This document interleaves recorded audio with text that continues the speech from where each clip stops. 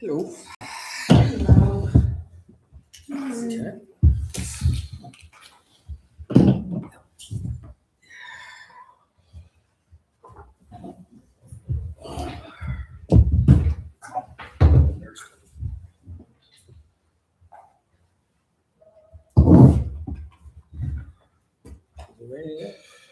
I think it's just gonna get dust. It's raining pretty hard. I was gonna say that drone show is not gonna go very. It's it looks like a dust storm maybe. We get any breeze.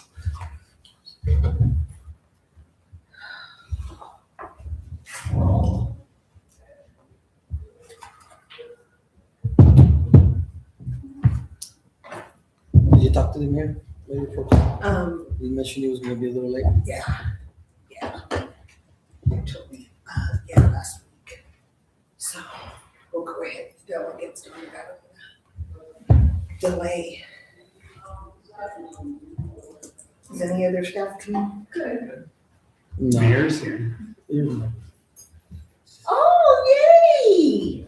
Yeah, that restaurant's kind of crazy right now. So it's Oh, yay! Well, a jug of water. Do you have enough Well, water? supposed to pass What's that? Do you have enough No, water? actually, Garcia asked me. She was like, "If you're there, bring a jug of water." I'm like, Take "Okay, a sip and pass it. I can do that." But I brought everybody a glass just in case. Oh, good. Yeah, I didn't bring my water. Good to see you.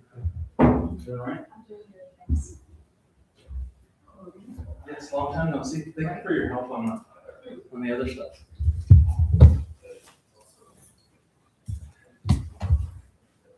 Viviana's not here yet.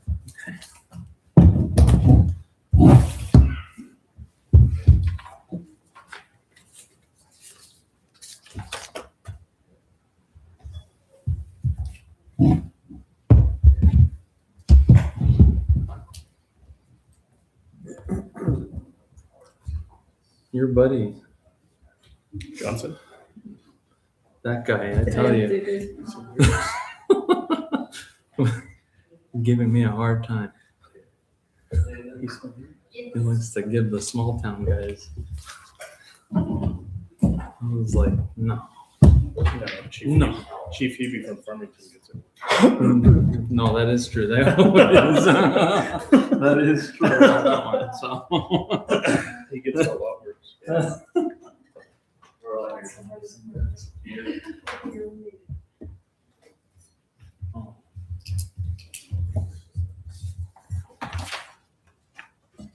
So you see though.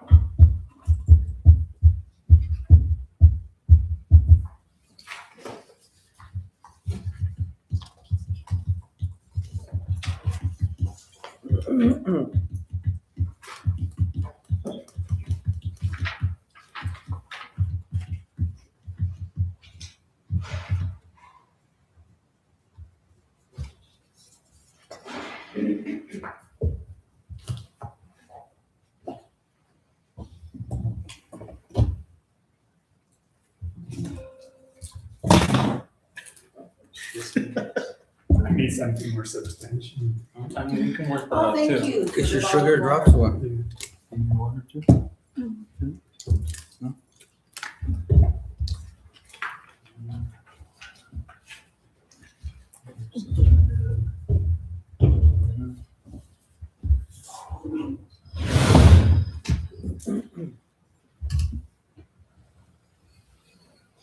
You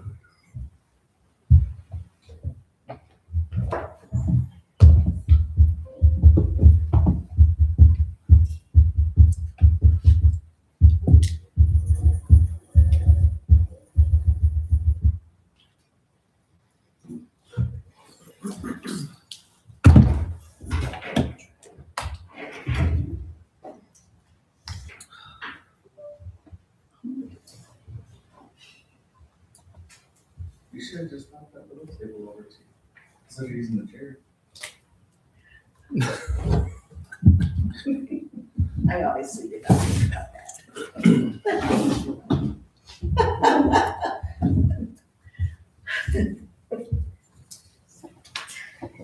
Hey, you said it earlier, so I should keep going.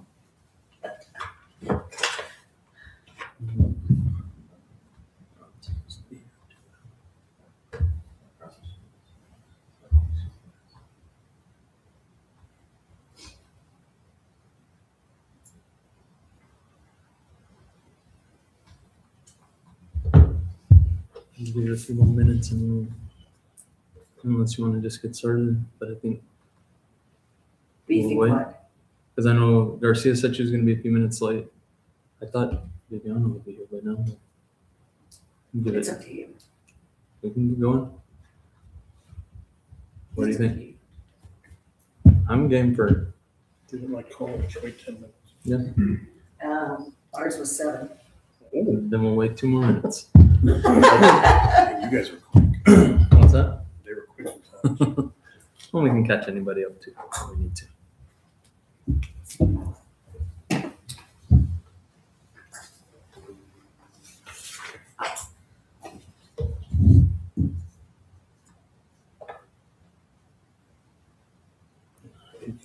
This too. Trustee Cadena knew it was a 5, right? Yeah. I was pretty sure she did, yeah. And she helped me out a little bit by covering part of the meeting that I needed to attend for the municipal league this afternoon because they were running late. And I was like, so she covered part of that for me. But they shouldn't still be there. I don't think. I don't think. Maybe.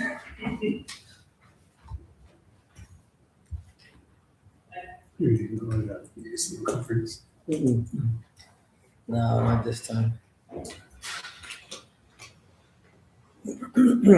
We got one coming up on the 9th. September. We got one coming up. Where's everything? I attended a few of those. They're pretty good.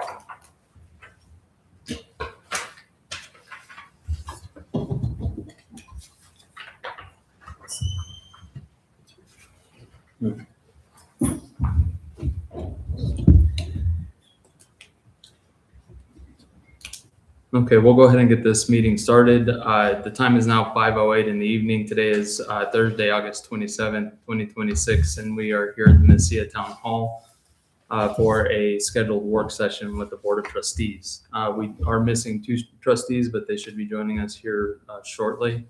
But today we're discussing the noise ordinance and having some updates and discussion on that. I do want to note that this is a work session between the Board of Trustees, including the staff. So it's just a discussion here. There won't be any public comment that will be taken today as such. But we do intend on having several meetings for the ordinance that's at hand and having that until we move towards something that could be a potential final draft. And then we'll hold another public hearing at that point in time as well, before we move towards full ordinance adoption. So with that, I guess we can. So trustees, I did make these binders for you in the binders. Hopefully that helped out just a little bit, but a lot of it is information that you've already had. It has the ordinance that was proposed a while back when we had put that out and did the initial public hearing.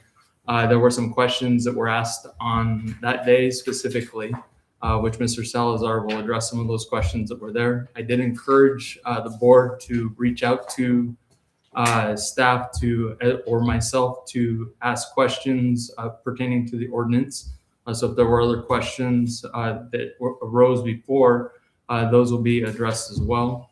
And then we'll walk through some of the questions and through the lines of each portion here. And not line by line, but specifically some of the major questions that were asked by the Marshal's Department, by codes, things that are kind of up in the air, and answer questions on that side. In the binder, I did include also the feedback that we did receive from the initial part from the attorney, just in an overview on that, as well as, which is just, like I say, the initial review of the first draft, if you will.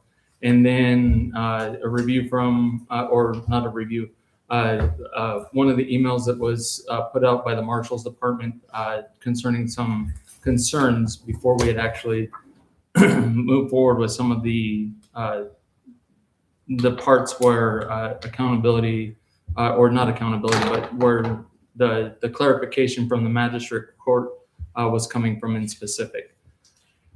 The last part of that in that binder is, or sorry, the next part after that is the public comments that we have received over probably the past couple of months. So ranging from all members of the public throughout. The ones that are not in there or that are not in there are direct conversations that happened with myself or over the phone through a phone conversation.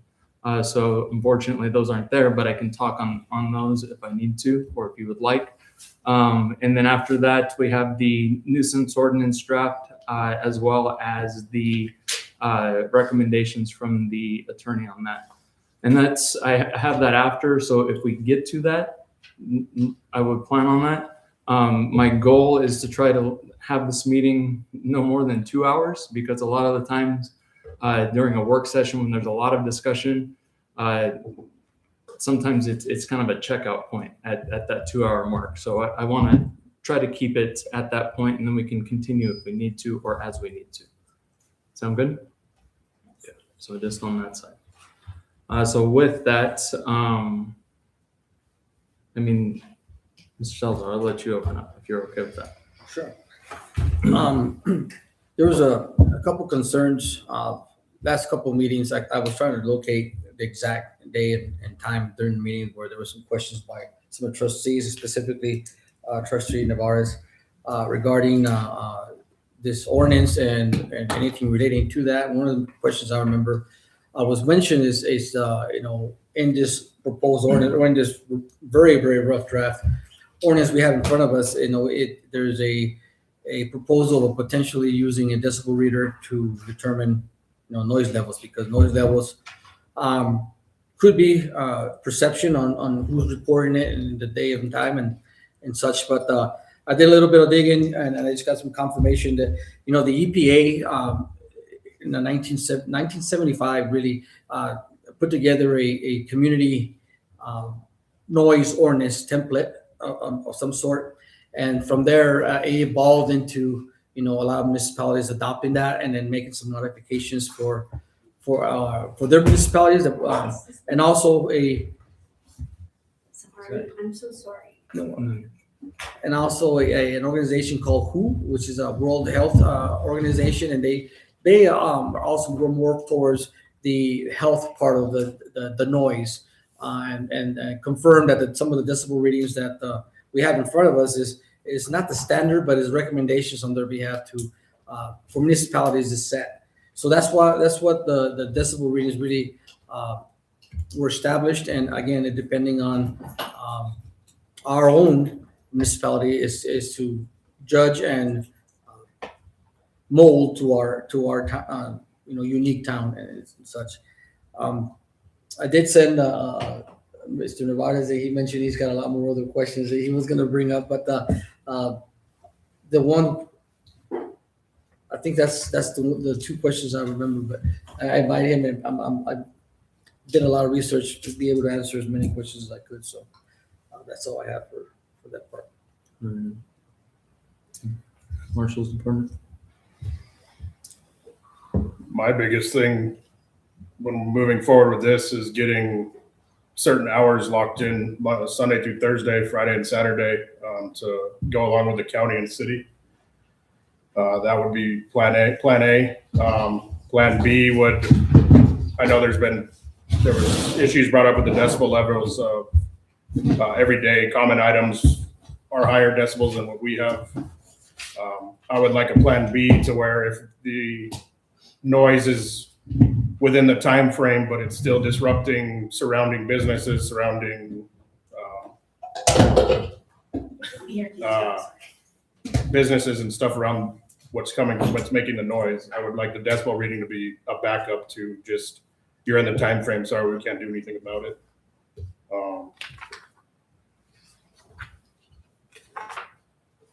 I think the enforcement authority should be the marshal's office and code enforcement, the other authorized town personnel. Now you're just adding who's authorized, who's not. If they think they are and they go out there, how legit is that site? The progressive enforcement, I'm fine with.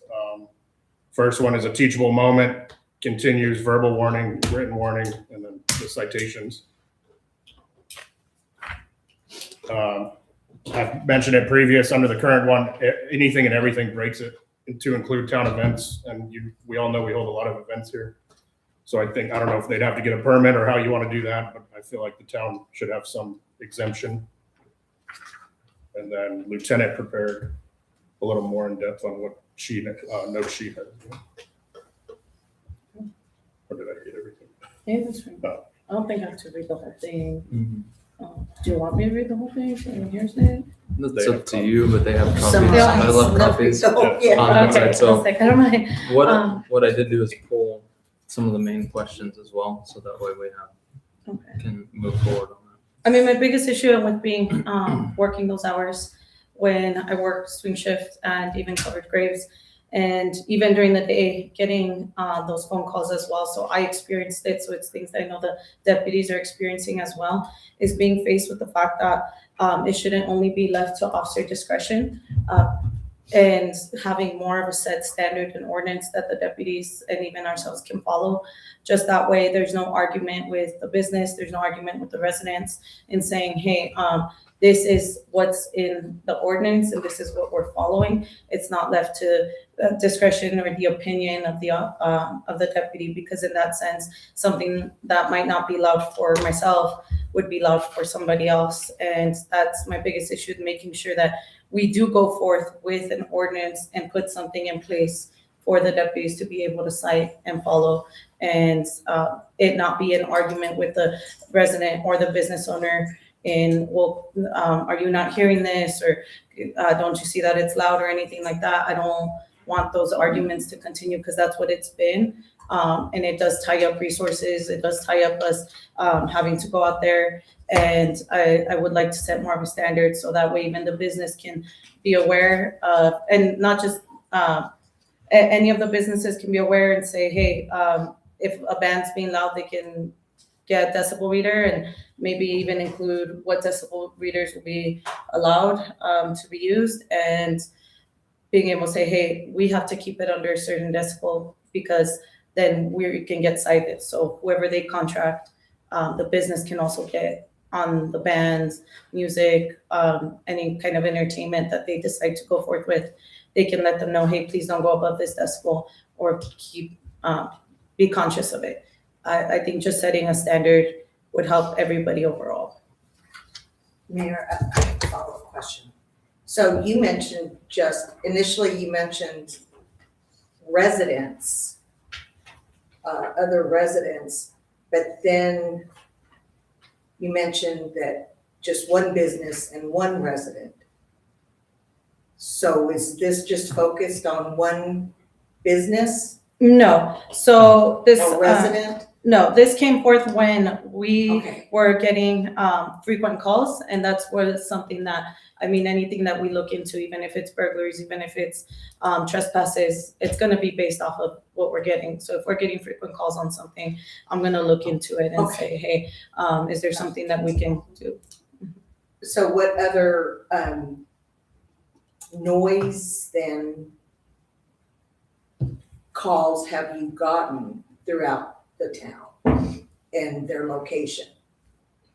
There was a loud party call in Snow a weekend ago or a couple weekends ago. There was a Okay. house party in the Capri area. The vehicles on University.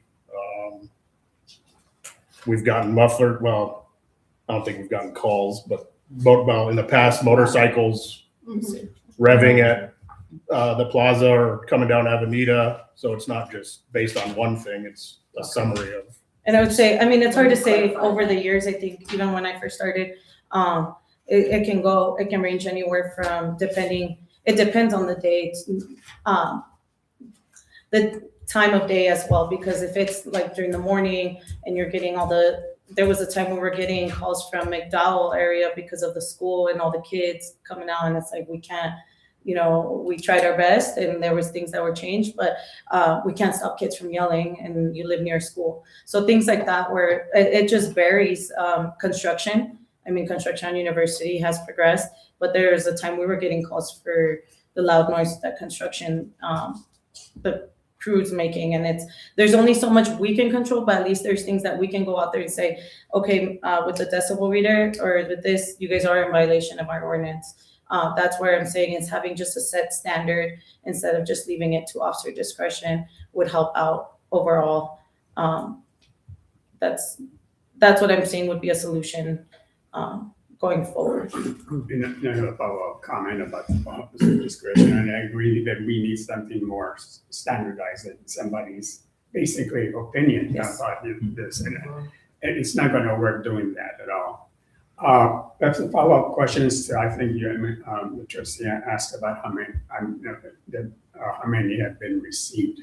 But specifically, let's say, and I don't know if this information is available, but how many complaints regarding noise were received in calendar year 2025? How many complaints have been received year to date? I mean, is this a major issue in Mesilla? You mentioned the school, you mentioned other, you also mentioned that the kids are going to yell and they live it, and you're in, they're right next to the school, so things like this will happen.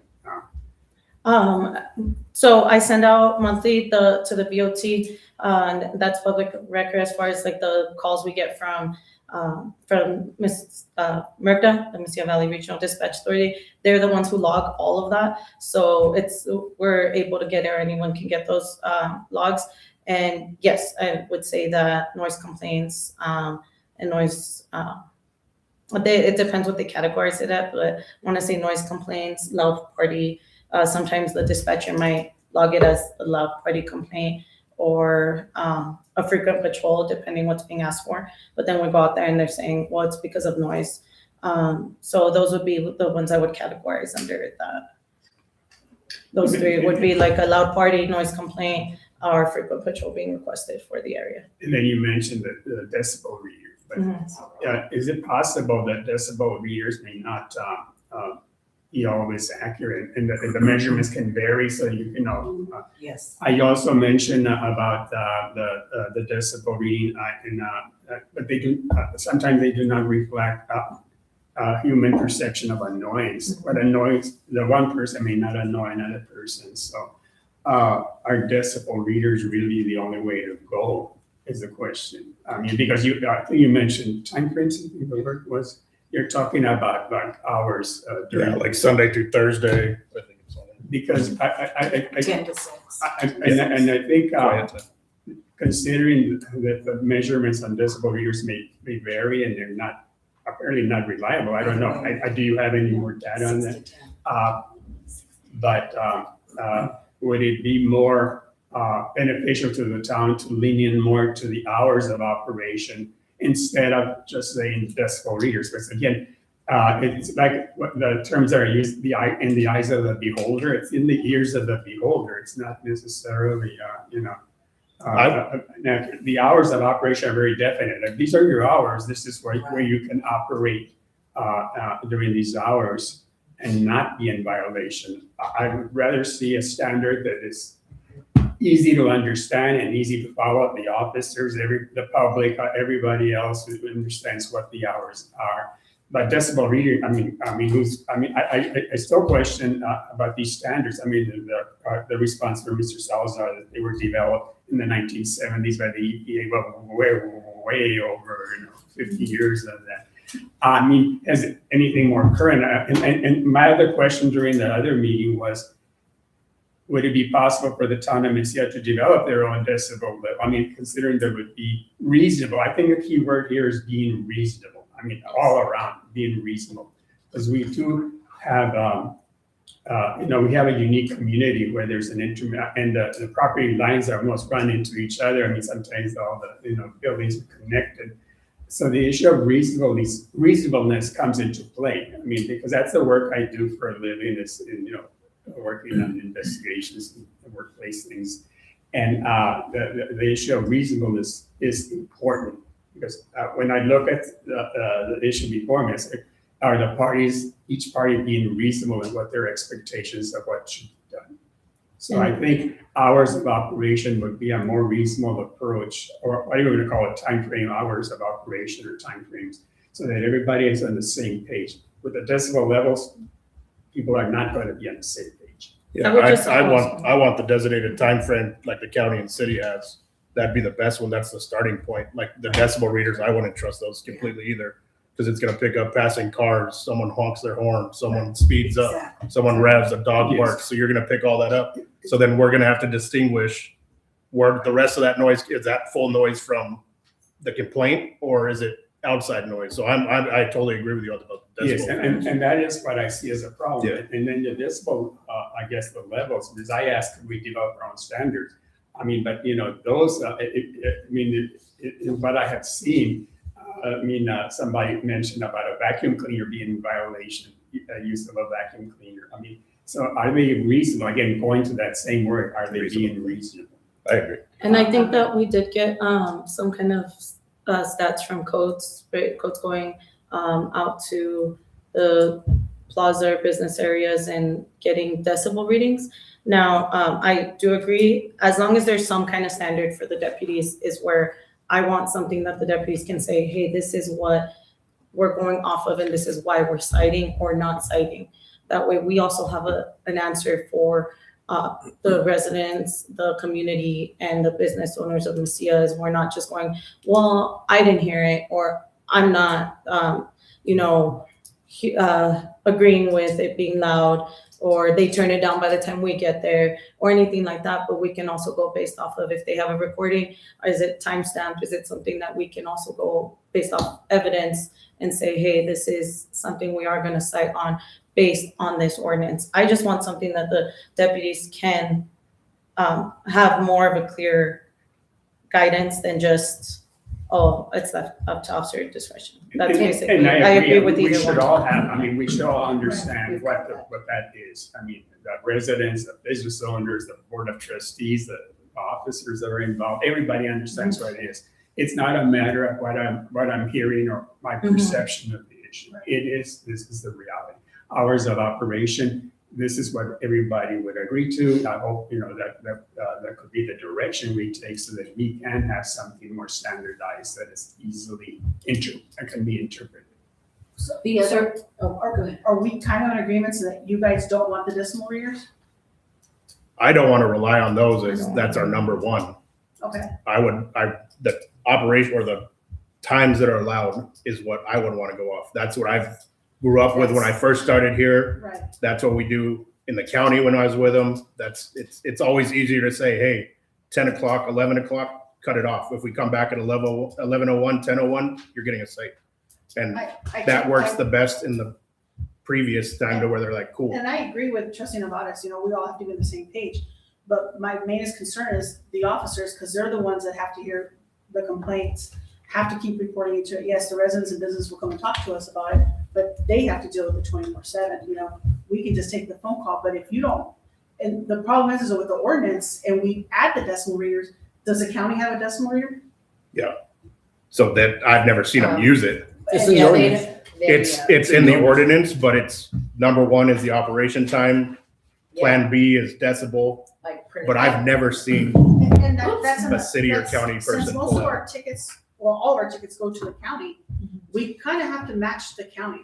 Because if you guys are assisting somewhere else or something and that call comes in and the county comes or the state comes and our ordinance is completely different than theirs, it's gonna cause more chaos for everybody.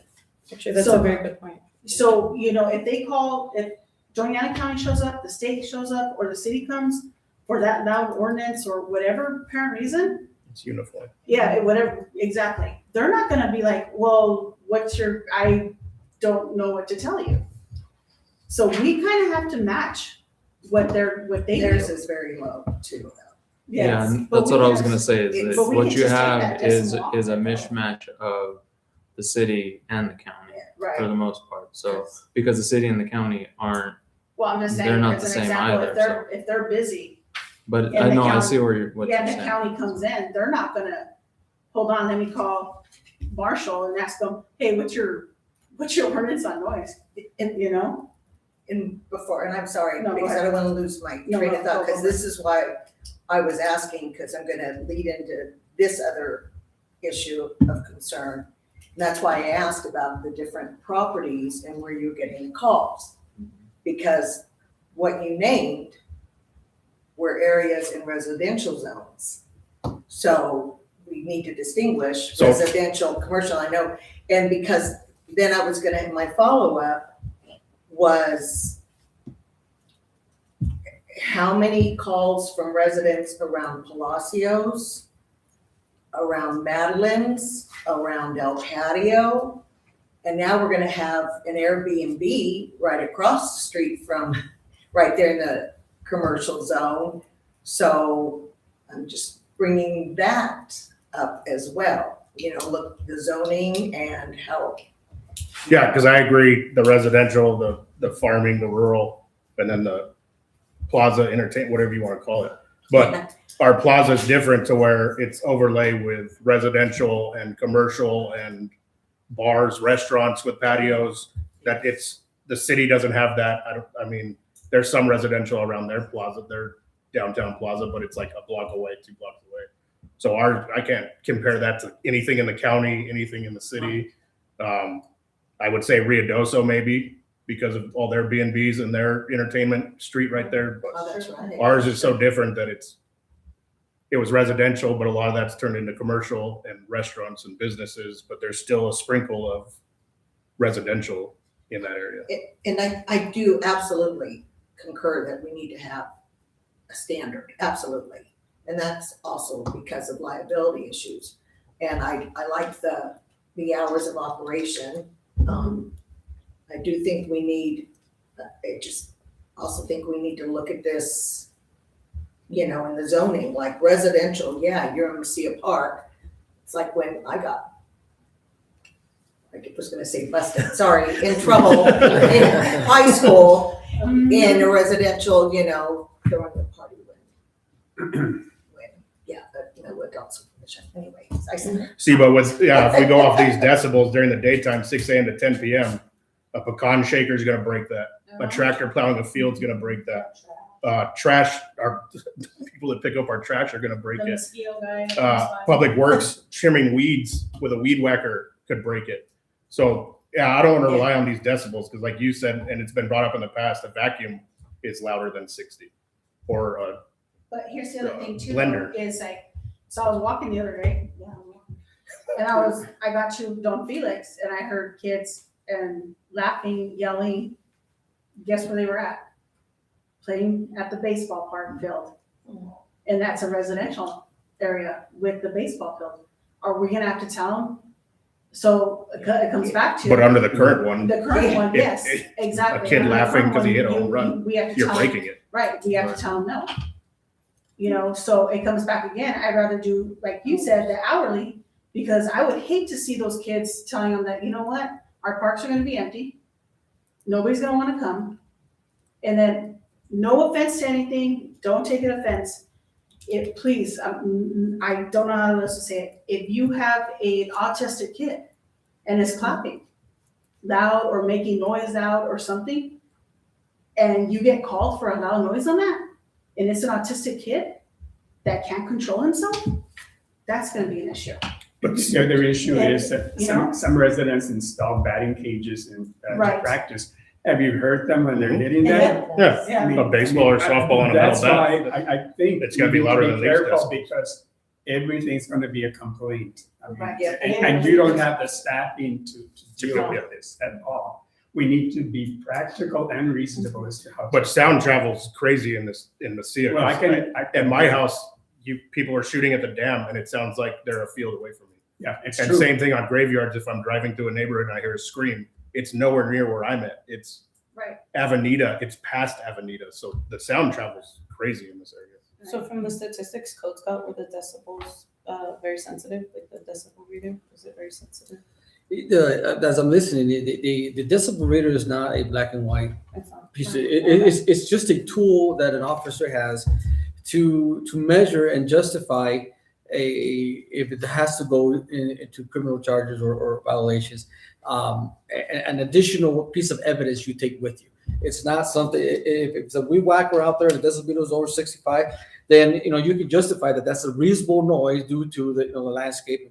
If there's a well going off, you can justify that as so the decibel reader is meant to, again, because everybody's noise tolerance is different, it just sets a standard whenever you're discussing in court or whatever, maybe for one the reporting party or the offender. But it's not made to be trustworthy. You have to go, it says right here, and then the matter of durations. You can set those to record, and if it records for 15 minutes and it averages, it just does this, and it'll give you an average of what that was in the 15 minutes. So yeah, it's the unit, and it also measures two sound waves. It measures your ear hears certain types of noises, as Trustee Navarez was mentioning, but it also measures the concussion, right? There's some noises that are not loud, but you can hear the vibration when there's a car banging some music from behind, right? But again, and you just have to use it correctly, and I think it's very difficult, like What's the correct way of using it then? the way, if I looked at the Cruces has it, the county has it, Sunland Park has it, Anthony's got it, consequence. So most of the municipalities have it, right? But they only use it as a tool, and they use it to distinguish between one boundary into a residential zone, right? Now they have to abide by, and just not just noise. The thing is we're trying to deal with this now. Whenever the commercial zone was established in Mesilla, that wasn't taken into consideration because again, it wasn't something that the culture itself as thought about. But Because everybody enjoyed the music back then, though. They enjoyed sitting out there. yeah, and they still do. But And they still still do. do. And I they still enjoy do, the you know? music. So that's like the last thing I I couldn't would hear hate to the have is No, noise. it's not It's part of the measuring. culture. That's what Yeah. that's what made us unique. That's what brought us here was I the agree. music.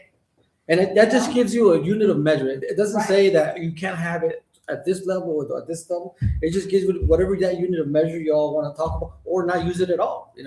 But it's just a tool that you have to use whenever you respond to. And I have a question because we're talking about zoning and the way Mesilla developed and it's continuing to evolve and develop. There's going to be other changes coming to the zones. But we have, and I'm requesting a definition because in the draft ordinance it refers to mixed use, and I was looking for the word in the commercial zone and the historical commercial zone. could that be defined as to what mixed use is? Because it's referenced in the decibel levels, it talks about mixed use, but what is mixed use? The other issue is we have we have a commercial zone, we have a historical commercial zone. And basically the commercial zone and the historical commercial zone refers back to the commercial zone is still what businesses are allowed. But in both areas, in fact, the commercial zone says as one single family dwelling or lot may be permitted, provided a special use permit is said dwelling is first obtained. So that means a resident that wants to move into or move and live in a commercial has to have a special use permit, as I understand it. And the other one under historical commercial, which I think are exactly the same thing. The only difference is under historical means the maintenance of the preservation of the buildings because they're historically significant. But basically, they allow the same types of business. Here, the commercial use is allowed in the commercial zone. It cites that, and residential use is subject to the approval of the Planning, Zoning, and Historical Commission, Appropriations Commission upon application approval. So that means the person that wants to live in that has to apply to get it to the planning zone. Am I interpreting that wrong? Or,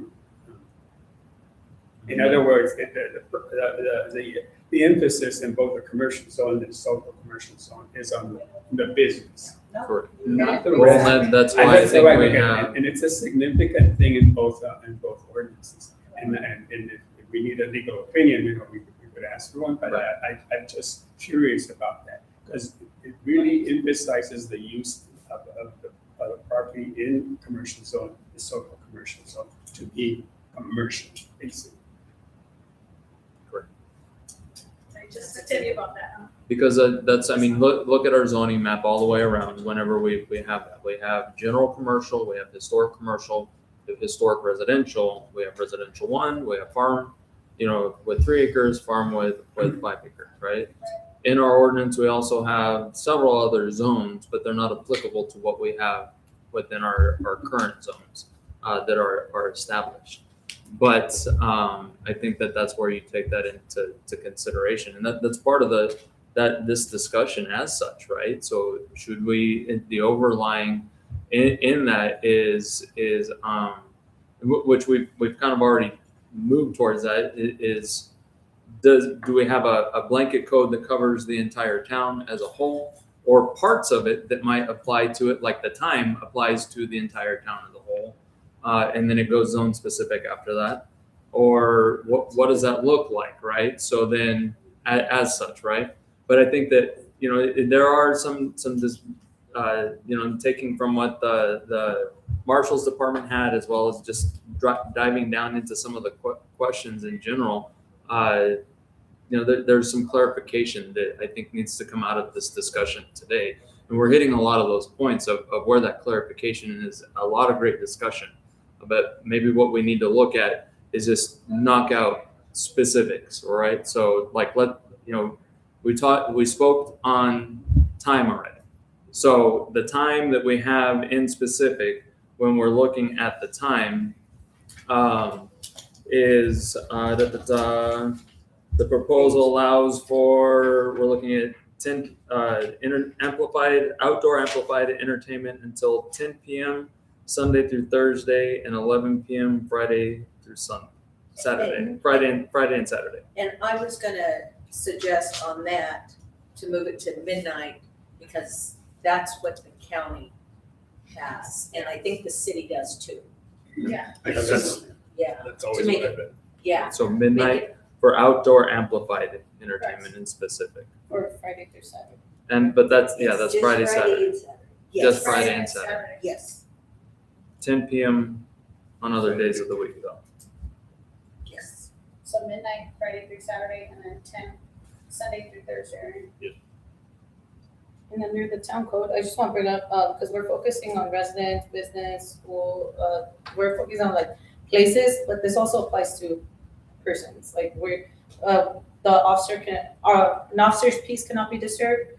So I kind of just want to clarify that for anybody who's still here, is our peace cannot be disturbed, but if somebody else calls and their peace is being disturbed by a certain individual, then that's where we come into place and say, hey, you're being disorderly, the disorderly conduct, if they become a nuisance, right? So I just want to kind of clarify that we're also not just focusing on like business and stuff like that, that there's. Driving down.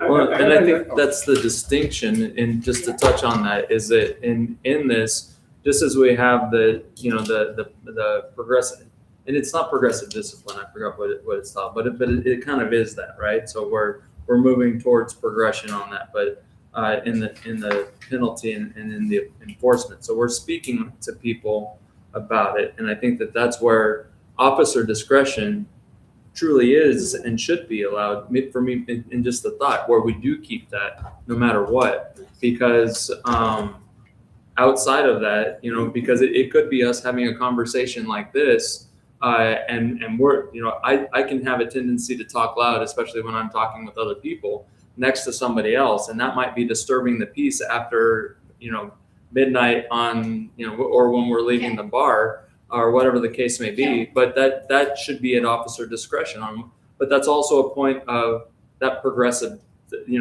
where the officer gets called out and says, "Oh, can we tone it down just a little bit?" Okay. Well, when you're not quieting down, okay, so here's the next one. This is why you need to quiet it down. Because it's And it's not happening then. Like officer discretion after midnight? Well, no, because even during the day, so even during the day, this is the thing, is Yeah, it so- reasonable that you can move a person or say, hey, we need you to leave, or we're gonna end up citing you? Right. Is it reasonable to move a whole house or a business? No, that's not reasonable. So that's where the Somebody being reasonableness comes obnoxious. in. So the biggest thing Trustee. we would get on the plaza would be one individual disturbing the peace of Yeah.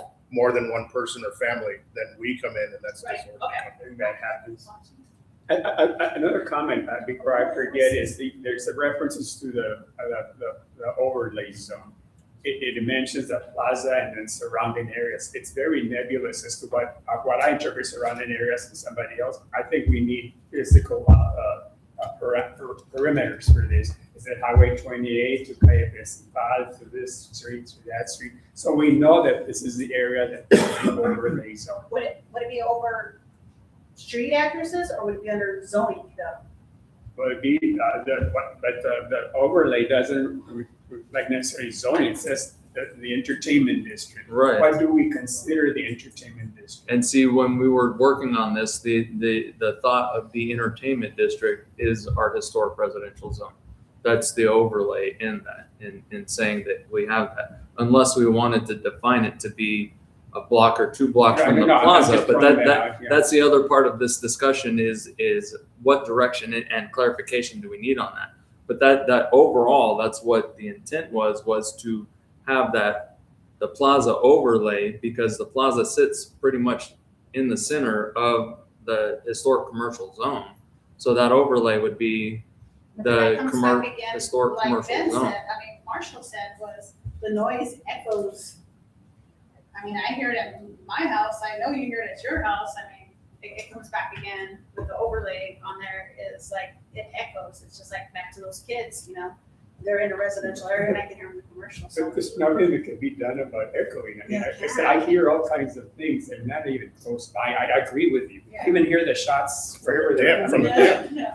like they're right down the street. And so I just think I keep going back to the word reasonable. We need to be reasonable. And I enjoy it. And I sit on my patio and I can hear music coming from here and there. People, I just think that's part of the ambience in this. Yeah. Right. And sounds scary. I don't know, for some reason, this Well, guy it's- seems to be good at that. Well, we're on the bottom of I the don't hill. know- yeah, I don't know what- We're in the And bottom something of the- that, too, when it comes to reasonableness, like if you're outside or in the roadway, like you're gonna, you're inside, that's just something to consider in reasonableness, or wherever you are at is outside, are you gonna differently than you are inside? So that's where, when people call and like saying, hey, this is disturbing or anything like that, is it reasonable is it because they're outside or are they inside, or is the same noise being heard inside? So I don't know if that's something that can kind of be also that you all have considered. I don't know if you have any But those are ideas. nuances that, you Mhm. know, I mean, again, it's in the ears of the beholder, Mhm. whether you're indoors or outdoors. Right, but I think there's a point there, okay, I mean, I think rather than officer discretion, it should be what you're saying, something under reasonable, and then have that reasonable / something is in here. And I think that would be a way to go instead of saying officer discretion. Of course, it's officer discretion and codes enforcement discretion at certain times, right? I mean, they use discretion all the time, right? I mean, that's part of their job.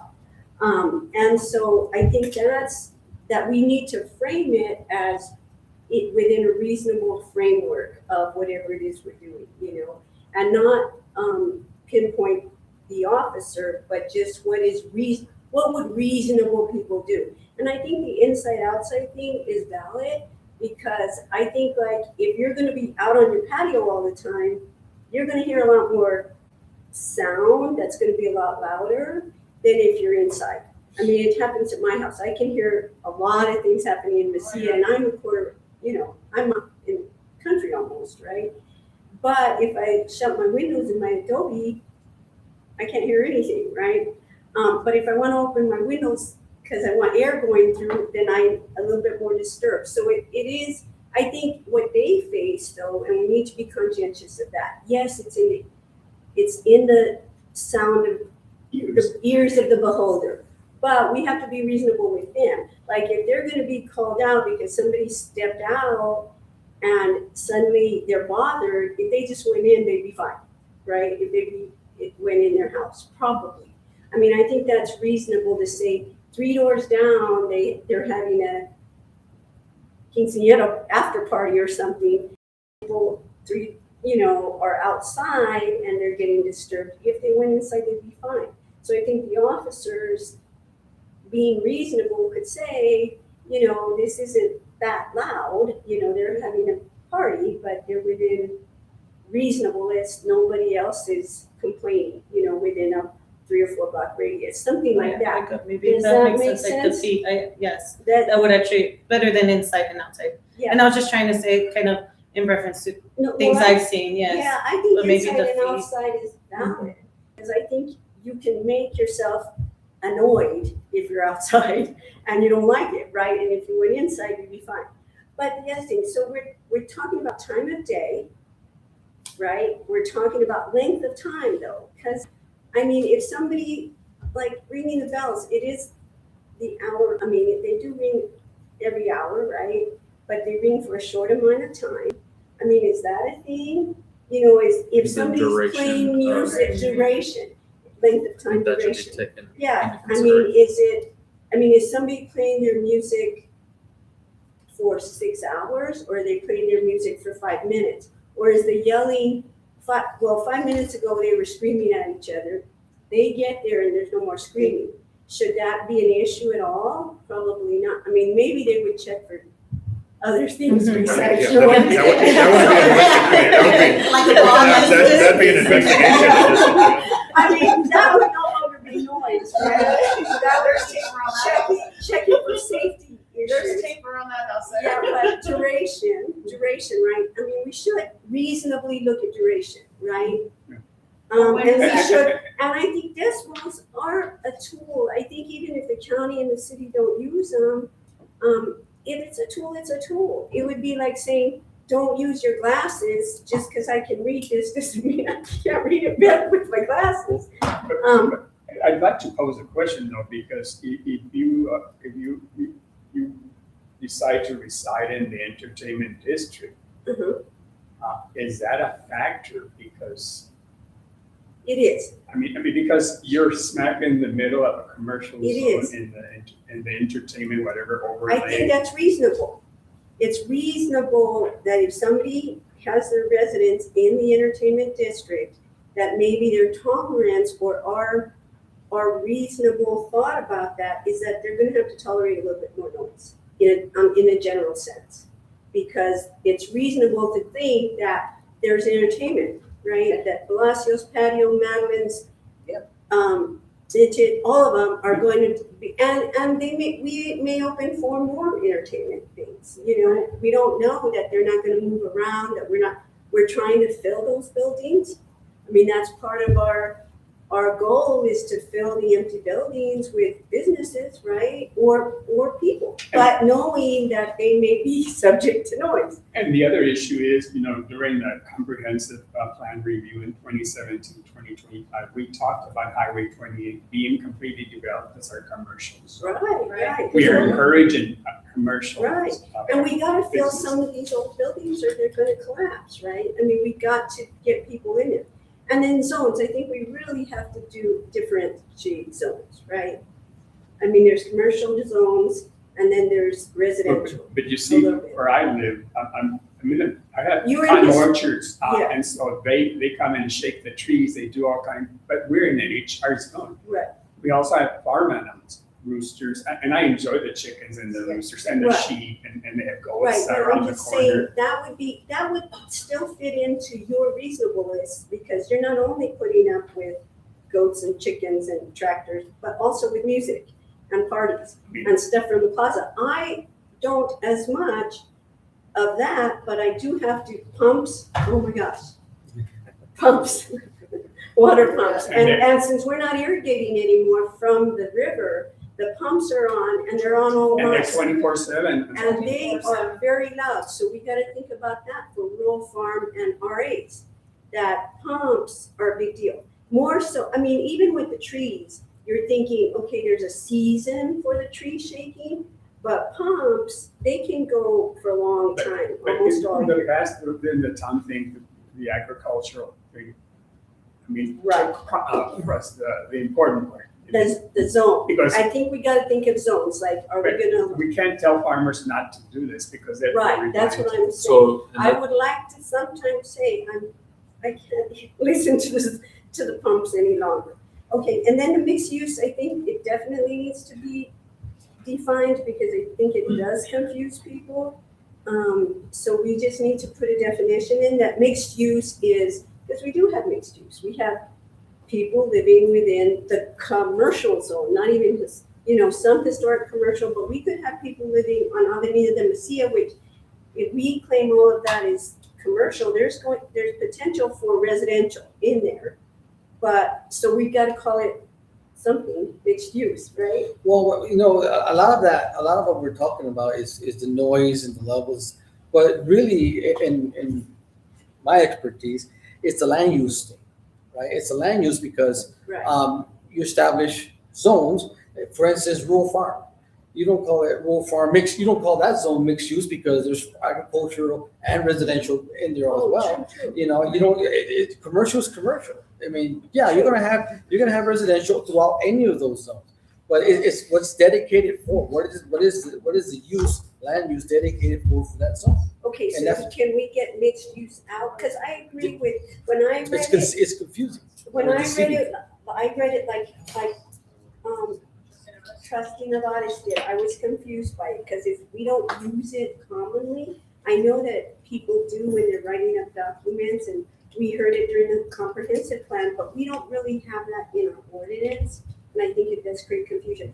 And I think we have to be clear, not that we cannot afford to put our officers in a situation where they are compromised in any way. They are, their job are that way anyway. There's risk with it, but we don't have to add to that risk by making it harder So- on them. And my question would be, just because, right, like you're saying mixed use, land use, like when I've traveled entertainment district, I think of, like I went to Nashville and Broadway area and I'm staying there. I went to New York and you're hearing noise everywhere. And there's people that actually live in these like Airbnbs they stayed in. And I'm like, I think entertainment district, I think I'm gonna hear music and the noise throughout the night. It's like we can't control, like even if we're going to a call, the sirens, right? Those are loud, things like that. You're gonna hear a lot of that in those areas. So it's that being put into consideration with, and I want to understand too, so I can better educate the deputies too.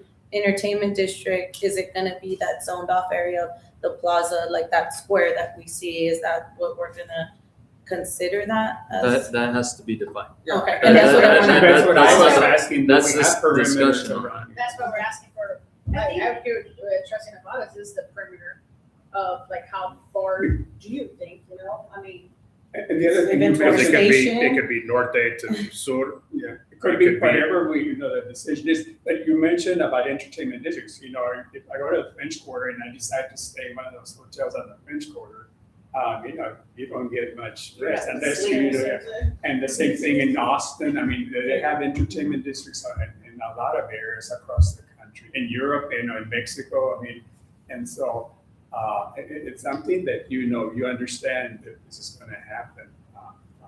So, And it's not so much, and you hit it right on nail right on the head, I think, Trustee Karen, is, and also LT, is reasonable. Can you justify the noise, right? It's an office with the church bells ringing, that's reasonable. With the wells, unfortunately, in the RF zone, that's reasonable, right? Because that's part of the agriculture. The same thing with the weed eaters, and so depending on where you're at, that's a reasonable noise that you expect to hear due to the condition. You can use your decibel reader, and really, a decibel reader could be through the roof, but it's reasonable, so there's no infractional violation. You can have one way low, and it's an intentional, nuisance that could be a violation because it's not reasonable and it's intentional. So therefore, even though it's not as loud, that could be a violation in itself. So again, that's the discretion that they need, but they also need guidelines of how to, And tools, what's wrong with using tools, Well, and that's what I was discussing with the attorneys, because I have notes down as well that, lawful agricultural activities that are consistent with New Mexico law are fully exempt. So tractor use, pumps, whatever's used for agricultural activities is exempt even on if that it's in a side. commercial So or it anything on does, that, because it's lawful. It's just like the sirens, the police turn on sirens, they're exempt Right. on that side. So, Church is exempt too, though, isn't it? Yeah. uh, I think so, because the county has something The church is in there I'll have to check on that. that they're exempt. Right. Yeah. So, But there's so they are specific lawful exemptions that do Yeah. apply. Now, there is a difference that if somebody that lives in the farm zone is having a quinceañera and it's a party, that's not exempt. Right. That Right. would still apply because that's not the regular use of that property, right? Or of farm equipment as such that would be exempt. So And I mean, can see- those things would still apply within that area. It just would not be. It would not be the tractors. It would not be the equipment. So or the shaking of the trees. or the pumps, or Yeah, when they're spraying, or Well, the guns going off, that's all. For agriculture, though, it also would go under also farm animals. correct. Well, that's part of the agricultural. So is that including dogs? So I guess the question is that you have to also think that when we think about that on the noise side within, because if we potentially open another can of worms, because we have within our historic residential area, we do have farm animals within our residential, right? When some of my favorite people walk their goats that I see all the time up and down, so it's not that they're a disturbance, but it is. I mean, we have horses, goats, sheep, everything else that's within our residential area. So is that considered exempt within a residential as well, right? The way the Farm Act protects Perfect. races, animals, anything you think of when it comes to the farm. It's not completely defined exactly what animals are not, but it also includes the concept of ranching, which also includes, some dogs. People use dogs for farming and ranching. Right. The thing is that under it, you also, the person that moves to the area of the farm can't sue for the noise, nuisance issue.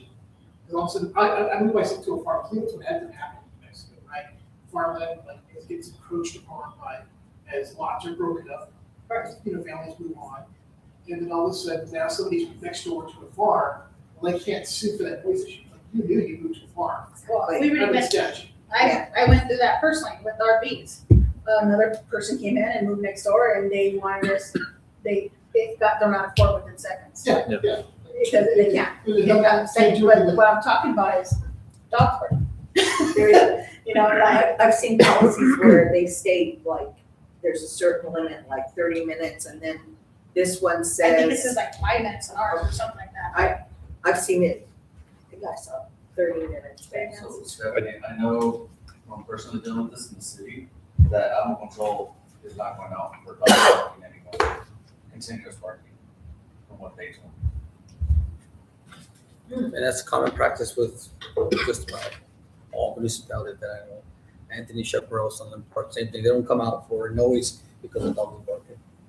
It's the discretion of the It's- officer. Obviously, like, we had an issue a year and a half ago. The dog was not just barking, he was crying. It was an issue of his welfare. So I know that when it was, when Sandra was working, that we went over there. But, There's so, a difference. that's a difference, that's what I'm Yes, saying. There's a difference with a dog parking and a dog crying. Oh, yeah, So, but that's where the caller has to distinguish what it's doing for us to know what resources to send out. So Yeah. what would you consider it then? Like, how would you word it? The, animal welfare, yeah. That's what they have. not, dogs barking, but something wrong with the dog. So, animal welfare and animal control to go out and see, is the dog in distress? Is it malnourished? Is it not have water? But, because we get a lot of that calls, in calls for service, where what they're wanting is not what they call in. So, for something like that, yeah, there's a difference between barking and crying. I mean, some people use dogs for an alarm, right? There's people walking by, the dog's gonna bark. It's gonna Right. bark continuously if there's a cat or dog. I mean, again, all those are reasonable for an animal to bark. Now, if he's barking because he's not used to being tied up, he's in the sun, Right. you know, and those kinds of things, then that's, again, it's a totally different issue. When you go back to duration too. Right. That's where I think a lot of the other points we brought up, I think everyone's kind of on the same page where all these things are gonna help set a standard. It's just there wasn't one, right? It was just left, it was very vague. I think what we've been discussing, and as I said earlier in another meeting, is that we should craft an ordinance that's reflective of what Mesilla is. Mhm. We have our history and our music, our culture, our agriculture, everything in one little area that we all live in, most of us live in. And so it's something that is just unique. I mean, it's a unique experience. And so I think it's sure that ordinance should be reflective of that. I mean, who we are, where we came from, and what we want to be fixed. Well, I think that's exactly what we're trying to do. Establishing the that's- entertainment yeah. district. And that plan area. for the future. I mean, we're not gonna stay static. We have to plan for the future. We should, But if You we know, come back to the noise, like how, project. again, we're going back to noise, how loud is how loud, how far? well, You know, I we mean, come back to, we come back to that I mean, again, like, potentially anything in commercial, whether it's historical commercial or commercial, can have music, right? I mean, they could bring in another restaurant, entertainment thing.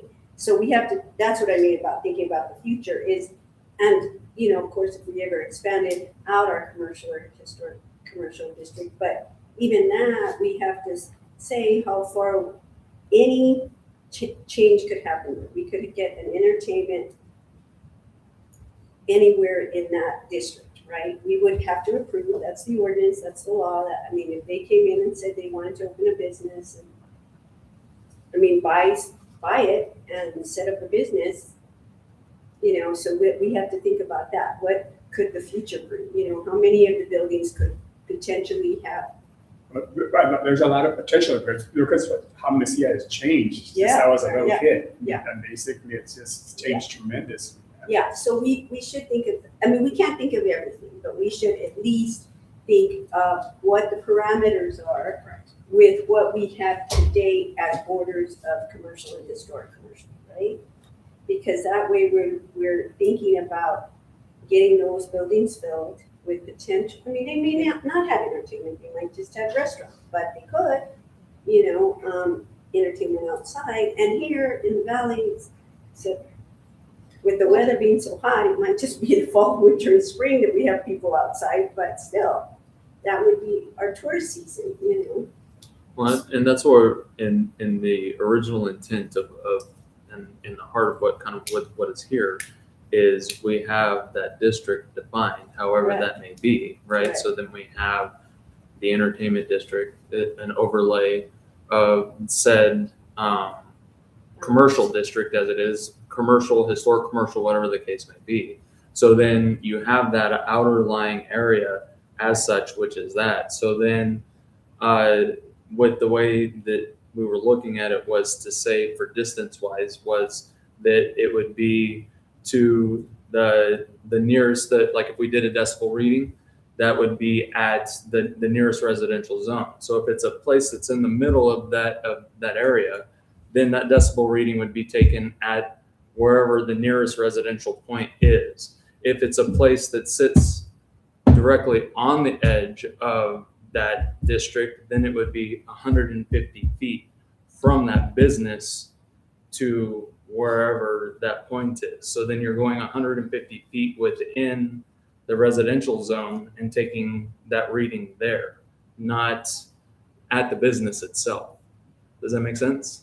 I'm trying to follow that because, you know, if you're talking about the entertainment district, you know, it's not a residential zone. Correct. So you would be measuring at the nearest residential Area. See, what he's trying to say, correct me if I'm wrong, Mr. Mayor, is the entertainment district's gotta have boundary, right? Gotta have the outside boundary. So outside of that boundary is potential to have residential use. And we're just talking, at that boundary is the decibel reading, whatever that is to be measured from there, 150 feet into the residential zone that is not a. Let's take a patio. What's the nearest house next to a patio? The Airbnb is.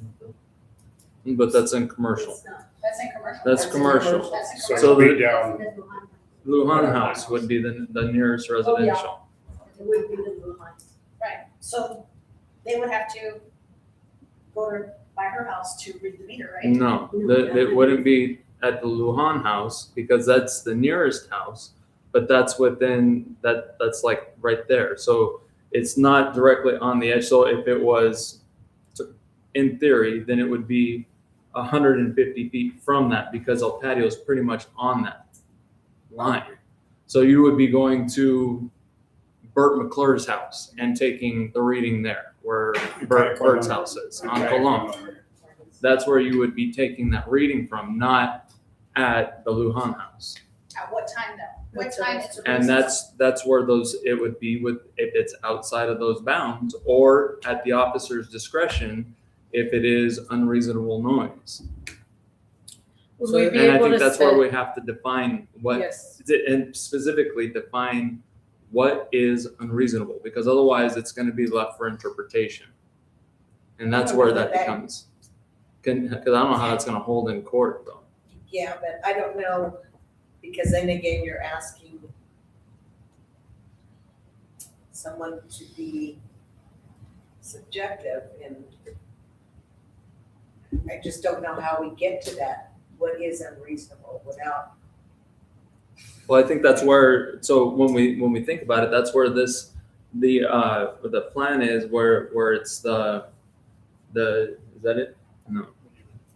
Where it's the progressiveness, right? Right. In the offenses, because then it's gonna be that first part where it's that call out that, you know, or maybe it's the officer. I mean, we're assuming that it's a call right now, or, you know, the officer's driving around. Maybe the officer makes that determination as they're driving with their window down, wherever they are, and they make that determination. They say, okay, that I can hear this music, and it's unreasonable wherever it's at, or whatever time of day. Yeah. Let's just say it's 1 a.m.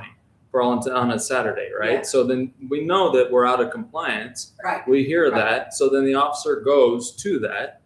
Not going to be doing the decimal reader at that point. Exactly. It would be turn down the Please. music. So following Yeah, those it's lines outside of the time. following those lines of progression of Right. what that looks like, it would be warning, education, or education, warning, And then when it gets to the point of citation, if it gets to the point of citation, that's when that reading is taken, however that may be, and then that is documented specifically on the citation. That way all of that information follows through. I can't imagine, and that's why I'm thinking like, yeah, there's someone having a quinceañera party, you know, and somebody calls and complains and they can't, the inside outside that you were talking about. I mean, to me, a reasonable person would understand it's a quinceañera party, whatever. Retirement, there you go. Yeah, thank you. And it's just a one-time thing and, let it go, and then I can see it being too loud. Okay, just, tone it down. It's 1 o'clock. Yeah, see, I can see just a warning and I get it. So I guess I was gonna ask too, how many times or situations do we really have other than probably the Reyes residents? I know. So, continuous. Do we have that problem? I can't see that we do in Mesilla. That, I know we still need to define it, but I guess I'm just, thinking about Well, and to what, logically. Where it's continuous calls, yes. Really? and I think I that's guess to what, I've had so much quietness that I just don't think it occurs And even, anymore. like I said, even Okay. though for me, my tolerance or my reasonableness, I love music, but that's not fair to the person who may, Who's living have by them. maybe an ear infection or who knows, right? And Right, it's disturbing them, so they decide to call. Like, and I'm just saying that as a example, or they decide to take care of a baby, or they have a baby and now it's disturbing them, but before it didn't. So those are things that you see change, and that's why it's good to define it now, because neighboring properties or anything like that, we're seeing the effects now of something that was never an issue years ago, probably a couple years ago. I wasn't getting calls for constant noise complaints, noise issues, other than like construction maybe, or hey, we thought we heard shots in the county and then it goes to the county, or loud parties and we've gone to the quinceañera or the wedding or whatever, and it's like, hey, just turn down, and then it's reasonable, and people usually do. We don't Yeah, get into yeah. a big thing about it.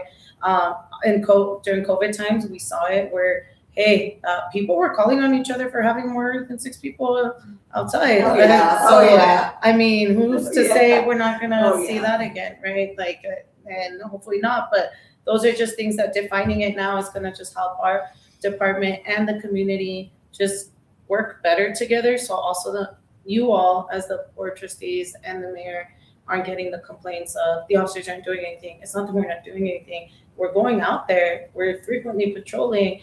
We're, asking the business or a person to be reasonable, but at the same time, to what extent without having something in place where we can't say, hey, this is now a town ordinance that we are following.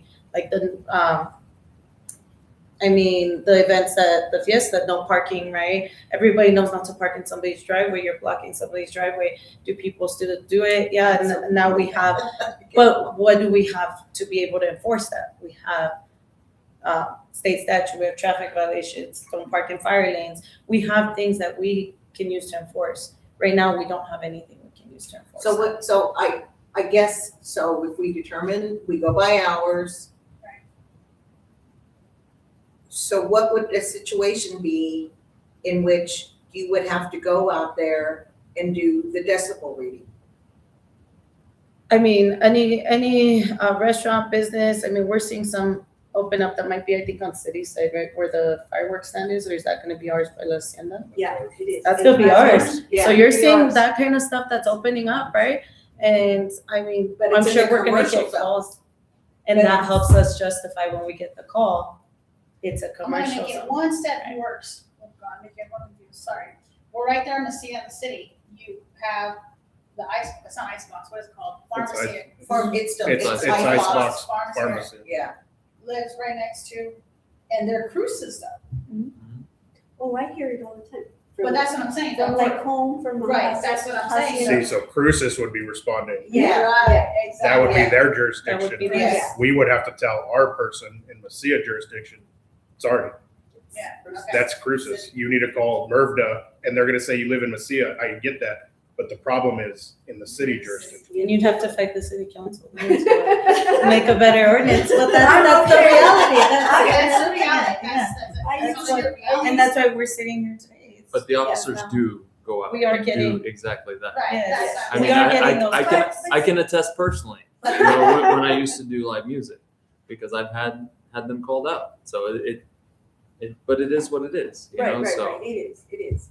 And there can be a whole neighborhood and nobody calls but one or two people, you know, and you know everybody can hear it because it's, you know, behind your place. And as officers, we're not robots. Like, you know, I feel for a business trying to make it, you know, in this economy, trying to bring people to their business. I feel for them.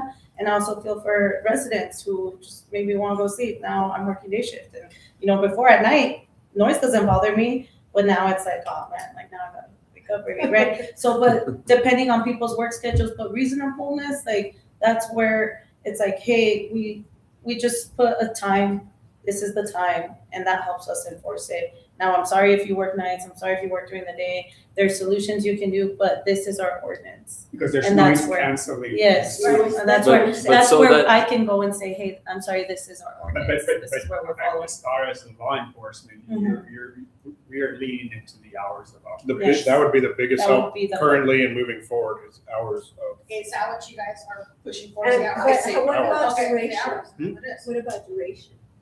Duration, you start opening up you're going down another Yeah. rabbit hole of, So- what's the duration? 15 minutes, and they always Yeah. stop at 13. And then they start up again Yeah. 20 minutes later, always stop at 13. That person's gonna keep calling, but if you add duration, they're not breaking it. And leaving reasonableness, that's where, yes, we can say, hey, now this is becoming a constant issue. The decibel reader, I just thought as an extra tool. I personally haven't used it, so I can't. But I had known that our codes officer was trying to get readings, so I had brought it up in the sense of, hey, is it an additional tool that would help? And if it's not, then it's Well, not. I think the reliability is an issue. I mean, And then, I mean, also cost other too. ambient noise might affect it. And then so there's cost. different things. But I think the more you use it, the more you get accustomed to it and the more it's just a tool. And I think that they should be pretty consistent if we're gonna use it, like, use it, I mean, if it's not hard to use, because I don't wanna put more burden on you, but if it's not hard to use, just whip it out. As a teaching moment, look, you're at 120 decimals, you know, and really our ordinance, I mean, we should be somewhere in this level. And then you can kind of reasonably say, But there again, if you wanna do that, you're gonna have to establish decibel readings for all the zonings, for all the We're going daytime, back I know, nighttime. but I'm just Does a saying. decimal reader hold up in court? That's a. So We'll settle it right here. Will a decimal reader hold up in court? it can't, and I don't want, I'm not trying to be purposely annoying. What I mean is this, the defense attorney will challenge how it's calibrated. Yeah. And like any tool that they have, it's the Yeah, same with it's the. It's the same Just with like our, with polygraphs. it's the same with our radar. Same with Yeah. radar. When was the last time you calibrated it? How do you know it was calibrated? Are you Right. certified to calibrate it? Do you have the certification? I wish I would have known before I just paid a $200 ticket. You never pay, you always go for it. And, but we would maintain those, we would do the We can't give training. you Look at that. Yeah. We would do the training on those, we You would didn't hear that. calibrate them, and we do, I mean, that's See, but that- what we do. that's the- TRC of But that's all the thing, places. so if I wanna be a trainer to my department for TASER, I have to go get certified as a trainer, master trainer. Right. So I'm gonna have to send someone to decibel reading school to be a trainer, just to teach us. But There's isn't that a online good investment? certifications for they already come certified with the tolerance on them, and then it's just a course, online course that you take, and then you take a test, and then We could have it to where our codes officer continues to have access to it if it becomes a constant nuisance, Exactly. Um, Yeah, but you're not gonna that's- use it all the but time. not an all the time thing, and that's maybe more where I would lean towards is not, because I didn't know that it was so sensitive either, so hearing it now. I brought it up more as, hey, I just want a standard, either the hours or just, I just need a standard for the deputies. But, we could still have it for the codes officer if it becomes a constant nuisance, that now we're having to say, Well, hey, that's- these are the that's readings thing, that though, we're is that Then getting. they're gonna be calling codes Yeah, cool, to don't come work and it. do it, and, you Yes. know, and that's another problem. But if you guys are asking hourly, and let's do it hourly, not decimal, the marshal's department wants hourly, then we should go with the hourly on it. We're definitely going with the hourly. Yeah. And And the we're decimal definitely reader, I doing don't, that. I don't think we need I a mean, decimal. But I'm just saying, why not have more than one? Because I can play devil's advocate. If you want to do the hour and it's 4 p.m. and I get 4 callers on one incident, then that's obviously an issue. But they're within the hour. I'm playing devil's advocate. Right. Well, see, So I how- think what would you be still my- have so to then be- My Yeah, taser I- in that issue or my mace in that issue, a second tool on my tool belt to say, yes, you're within the hour, but No, it's excessive. Well, yeah, and it's gotta be reasonable. And if you're getting 4 calls, then it's obviously not reasonable. So how does that hold up in court though? Reasonable? That's. Again, I'm not trying to, it really Let's look at depends, the because police calls. the defense attorneys are gonna tap the concept of reasonableness. Right. So, like, if the complaint is about live music, if everybody agrees live music is okay, but really the real complaint is that they're not playing country music, they're playing death metal, right? Nothing wrong with that. No, I'm just saying. no, but see, you'd be out there like this, but the person calling's But like, I'll also oh, be going no. to Chris too. Yeah, I mean, Which you. but you see what I'm saying, is that they'll attack the concept of reasonableness, so you're not gonna make them, honestly, they're not trying to be, really not. You're not gonna make something bulletproof. Right. There might be some. There's no way. Right. Unless we use it So I think that, decibels during the day, but then we're still gonna have live music. So that's Yeah, where you have to. But leave that's in the some- commercial zone. Right, you right, said- so, but I That's think, where the reasonableness comes in, you have to leave some room. I think that's where what Lieutenant said earlier, like, put the hammer on the nail, if you will, because standards have to be created, right? So then in that, you have to have a primary standard of what you're gonna follow, a secondary standard of what follows after that, and then a general standard of how you're gonna operate on that. So those 3 things have to fully be defined Cause we could, on that side, right? And then so the primary standard is what the reasonableness, right? The secondary standard would be following through with the decibel if it came down to it. But the general standard is officer discretion, however that may be, right? But using the decibel reader would still, you would have to go to the residential zone. Well, yes, that would that's have where to the be. zoning, Yeah, yes, and we that's want the you- zoning. You would have because standard that also that way. gives us It's a not right standard. next door. It would be No. at the Yeah, curb. because that would just Yeah. put us I don't know, I mean. Back to square No. one. back to Yeah, square one if I'm just that, walking the out the front decimal door. reader has to have standards too and Correct. procedures, but that's executive function. Well, exactly, I but think that, that's what that, we that would would say. fall under here, I think not that's- within the ordinance yeah, on it doesn't how have those to be SOPs work Within out. the ordinance, we just know that if we're gonna use the tool and rely on it, even if we have to fight in court, we have a decimal reader, we have officers with a lot of experience that did a teaching moment, did a warning, did a citation, and then we're going to court. They have been reasonable and made a decision over time. We have decimals and they're outside of the time, But the actual procedure for a decimal would be in the executive division, right? I mean, that would be something that you guys would be responsible for. And how to use it, when to calibrate it. And it would have to be reliable so that you could use it as a reasonable tool if it got that far, right? Would it be reasonable to say after it would become something that codes would further investigate after maybe a 6-month period of frequent calls or a certain period, because then you can't go back and say, oh, well, 2 years ago, we're doing Right. this, but like during a consistent 6-month or 3 to 6 month period, we were getting frequent calls, so we had codes enforcement further investigated. Yeah, Because see, of that, that's that's why where- we're at the situation. We didn't have these many calls Mhm. 3 years ago, 4 years ago, 5 years ago, 6 years ago, 100 years ago. They just started. you know, and that's why I'm like, it's scratching my head. But so they haven't just started. I think that's Well, it started with that's the years thing ago, is that they haven't just started but not because as we've bad been going as, on. okay, let me take. So let me because- rephrase it. It's bad enough now that we're here. Let me give you another example of noise that we've had to deal with is that is throwing trash from at 2 or 3 in the morning. That's all primarily bottles into an empty dumpster, and that the dumpster gets emptied several times a week. But it's a crash, crash, bang, bang, bang, crash, crash, bang, bang, bang, over and over and over for a 20-minute period that wakes people up while they're sleeping. There's no way to get around throwing your trash on that side. So that's another noise issue that happens early in the morning. But how do you even approach that? You know, where is that? We worked with that business owner as you know, the department and so on and so forth, as well as the resident, or residents, I should say, because there were several residents in that. But with that, and came up with a solution that works out in the interim, but that's not. But you said the key words. You said the exact key words. You worked with the businesses, you worked with the residents. Mhm. That's the key words on it. Yeah. You worked with them. So anything that happened, we have to work with the businesses. We have to work with the residents. That's what I'm saying. Yes, was there a violation, how you stop it and everything else on it?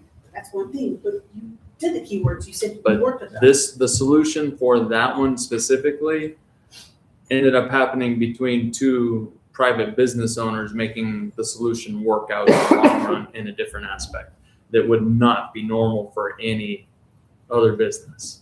And So a resident that calling, that's I explained was reasonably, I'm standing out there and I said, I am recording.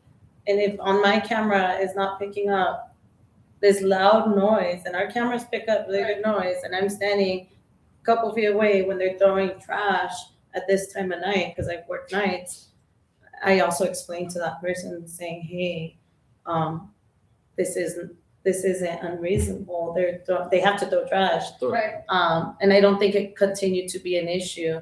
But would having something like this would have helped probably, and we don't want to continue Right. running into these things and not having answers for people. But after the solution got fixed, was it called again? yes, several times.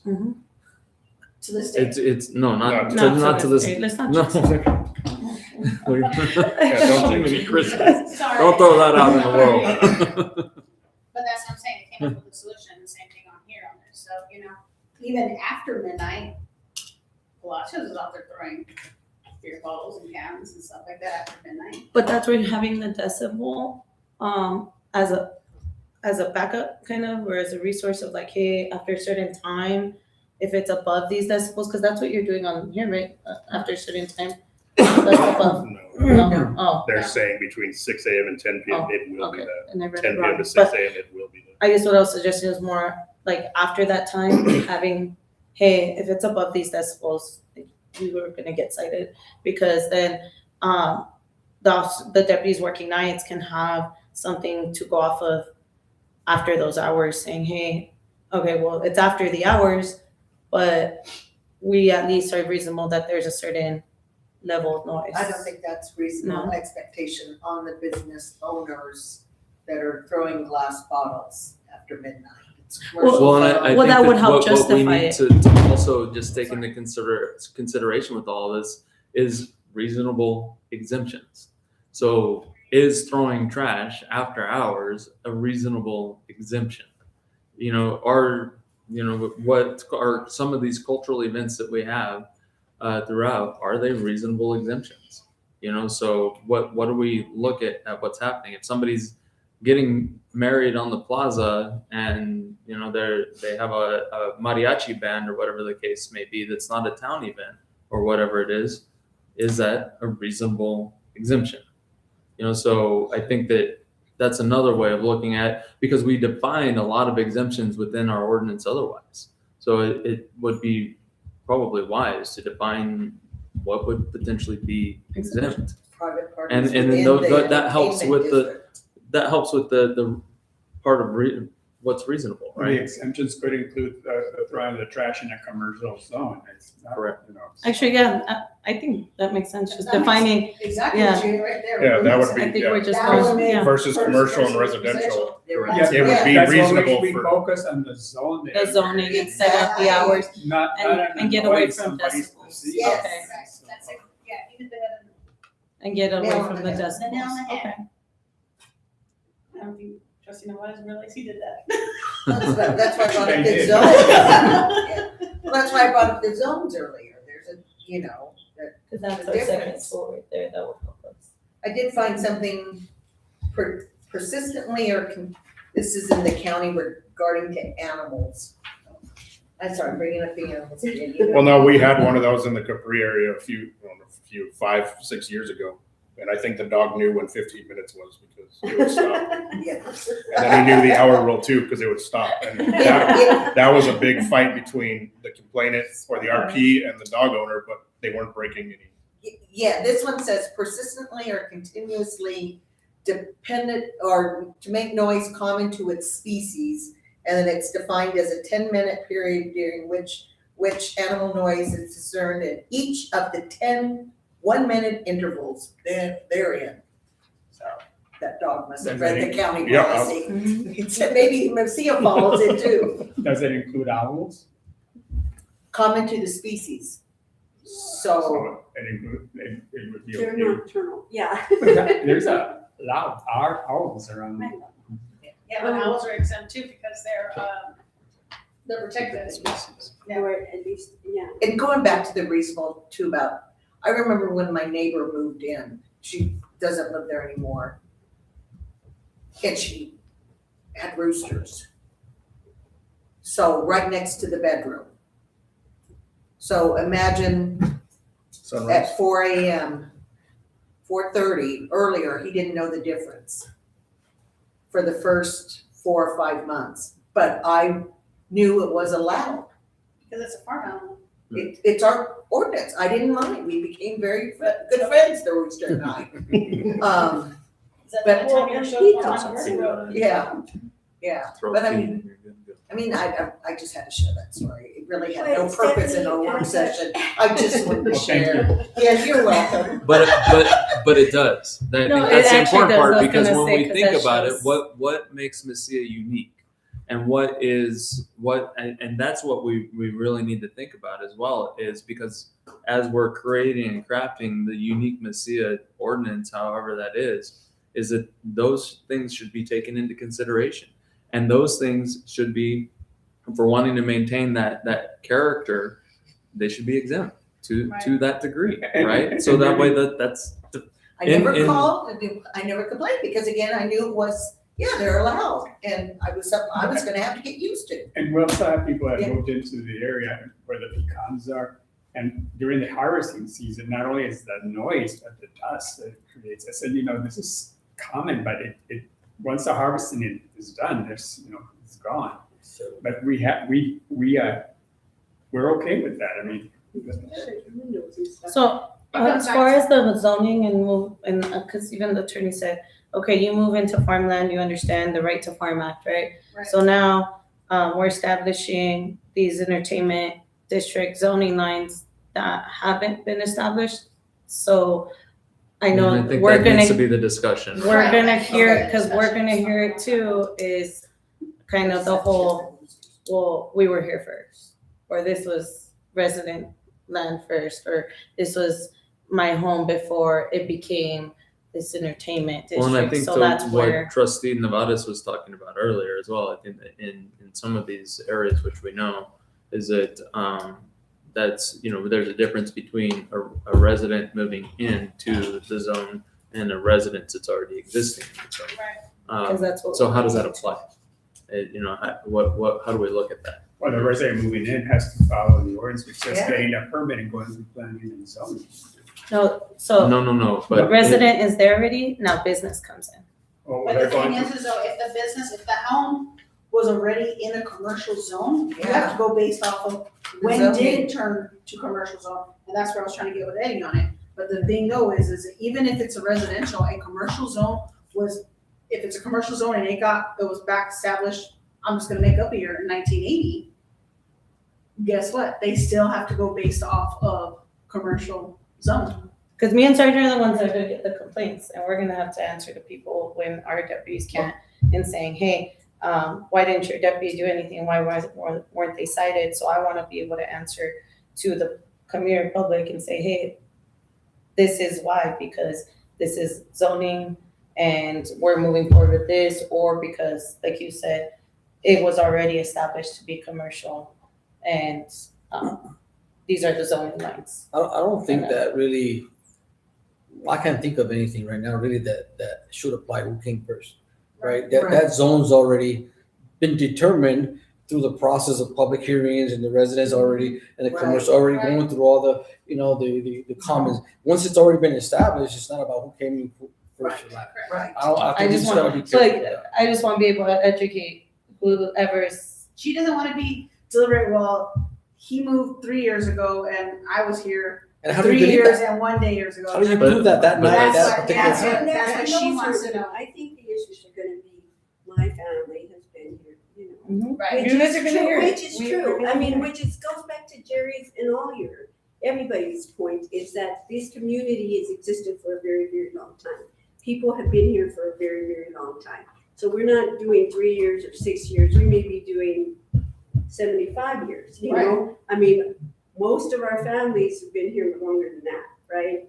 So that can't count, because if it counts, you guys are gonna have to become historians. Yes, and that's where I just want to make sure there's I this. think it is just the zoning. That's Yes, all you have to okay. say. I Yes, think that would it's solve just- everything to say. It's just the zoning. It's I just want to so- make sure. And Because- our Yeah, hours because- are this and this You're in and this this during zone. the days You're of in the this week. zone, this is the- And the entertainment district, like the mayor said, we need to determine and Boundaries. where that. And I can't make this up. These are questions I've got. No, So- that's how we got it. But I think that that's Yeah. also when we define that like if it, let's just say it's the historic commercial zone and the commercial zone as such, because they're both commercial. Right. And those are the defined entertainment areas.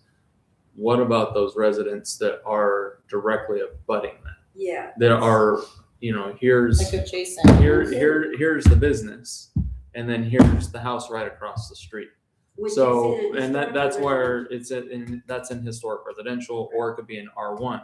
And I think that's where that distance part comes into play, and where that has to be a consideration, because there again, business first, as you've all been saying, it's business first, which it should be in a commercial zone.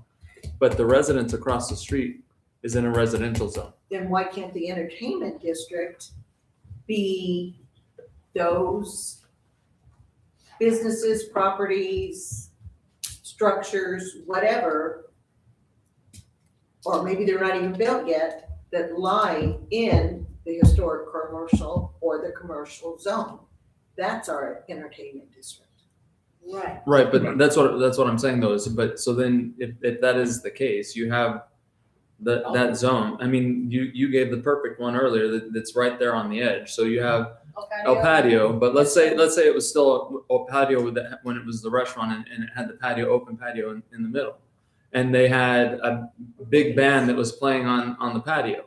The walls should probably contain a little bit, but you would still probably hear it at the Lujan house as such, right? So that's right across the street because you have residential. So how do you treat that's on that boundary? Well, things even better, it would be Palacios. Right, and Palacios has directly closes at backs up, midnight, Closes so at that midnight. fixes. No, Yeah, no. but it she's backs up to talking about the residential. area But of it's backed up Palacios to, is here, it is here. and it's Oh. surrounded And then by. Christiana lives right behind Yeah. Palacios. Right. So then you have that, so that's where I'm saying that Where the know boundary is. Right, so That's what where if your we say decibel to the reader comes in. resident Correct. right next door being at till midnight, that the music's really, really loud because we're allowing that, right? So how do you tell the resident right next door, right, that this is the, sorry, you live across the street from the entertainment district or historic commercial or commercial, and they're allowed to be as loud as they want till midnight. Well, See, I that's don't think I would use those words yeah, I as wouldn't- loud no, as loud as as you they will, want. no. Well, There's a reasonable, I wouldn't use that, Expectations. but everybody's Well, subjective. But It's you have to subjective. play I mean, heroes no with matter your- what, if they call the police are gonna have to say, I mean, that's what they don't wanna be stuck in. Is yes, it's I mean, all of it is, I mean, it depends. I mean, flat black is a lot louder than Sangre Gitana, I guarantee you that. I mean, flat black is decimal wise, and Sangre Gitana is not, right? Because they only have two guitars and dance and stuff. But anyway, and they can play, and so when flat black is there, they're gonna be too loud. I mean, so what do you say to the neighbor? But this goes back to something else. It's not about this. What they're saying is, do we establish a perimeter outside the historic commercial and commercial zone to say that that's still part of the entertainment district? So therefore, the music, because if we're saying it can only be in the entertainment section, we know that everybody else can hear it. but they But can what hear you're now. saying, what Well, you're they can saying hear it though now, is, but they're, I- what are we gonna do about it? but the music is not gonna stop at the boundary. No, that's what I It's- mean. it's So that's what so- they're asking. That's what they're asking. What is the real perimeter of the music? Because we're asking residents in the Do you residential think we should districts. establish an I extra don't- perimeter on top of? I what don't we know, already- but we're gonna have to, they're. But I mean, gonna- Why do we have to have an entertainment district? We don't. What, We don't what, have to why have- do we, why can't we just have our zoning? That's, it can stay with it. That's the question. So the question is in this, is do we want to look at it? I mean, an entertainment district, it would be an overlay of our current area. So and in here, what we're looking at was the plaza and something defined outside of the 2 to 3 blocks outside of the plaza as such. Or as this discussion has been, or commercial zones, just commercial zones in general, whether it be historic or general. But I guess the other way to look at it is in the distance part is, let's just say right across the street, maybe El Comedor or not, oh my gosh, Yeah. Cafe Cafe Cafe Macia. Macia, yeah. See, I know it is El Comedor still. Me Cafe too. Macia. Me too. Joyce retires and it becomes another bar, winery, but it doesn't make a difference. Brewery, that has an outdoor venue which is great. We want to encourage that. But on the backside of that, you have full residential all the way down. So how does that apply to those residents in there? If that's Same part that of the it's been overlay. applying As it is now. So Because The same, nothing changes, just like with the, But guess So they what? can Because of the go to commercial. midnight on Friday and Saturday, yeah, and we're yes, not gonna do. that's what the, Because guess what? Guess what? The music that goes to midnight now, the same people you're talking about, Comedor and Cafe Macia, guess down for everywhere All else. the way down. It's gonna change on it. Right, It's- okay. Do you Well, see where I'm saying that? But And then it comes back but to then your- they but have to wait, be able to. It comes back to your future. You wanna do the future. Highway 28, you wanna put as a commercial. Well, Do it we is not have, right, it's gonna be commercial eventually, right? It is. What It happens, is. oh, it is commercial, okay, Yeah. so what happens if we end up having another winery built there? Who lives on Highway 28? That's not that far. We have a park and we have that neighborhood. What's gonna happen if someone buys that land there, that's commercial, and guess what? We're gonna be in that same situation still too. Well, that's what we're saying, but the issue complaints, right? That's what we're trying to solve here. And we're trying to give them an ordinance that they can actually take action on. So if all what I'm hearing, and tell me if I'm wrong, because I could be hearing it wrong. What I'm hearing is, if all we do is do a timestamp, right? That everybody in the commercial area for future, for now, and including historical commercial, can play music loud, I mean, reasonable loud, whatever that is. and Whatever the it's- music is. whatever music it is, that they can go and say to the complainants, so they're not spinning their wheels, getting called 85 times to the same place, say, you know, the ordinance says they can have music till midnight. It's reasonable. We, you know, we can measure it on a decimal reader if we want, but not necessarily, because I'm not hearing a lot of support for that. I like the idea just to have another tool, but if we don't, we don't. But they're gonna have to be able to say, and that's what they're asking us for, and really that's what the residents and the business owners are asking us for, is some clarification, right? That they can go and say, hey, you know, Flat Flag is playing a Cafe de Mesia till midnight. Sorry. You know, I mean, Well, Ben You has know? some things I can see. Well, no, his because eyes it comes go, down to, do I have one caller? right, Do I have 2 callers? Do I have 3 callers? Do I have 4? If I have more than one caller, obviously it's bothering multiple people. right. But to Trustee Cadena's point, you can play till midnight. I need something in my back pocket to say, I have 2, 3, 4 complainants, but the rule says midnight. I'm gonna get pushback on. I can do what I want until midnight.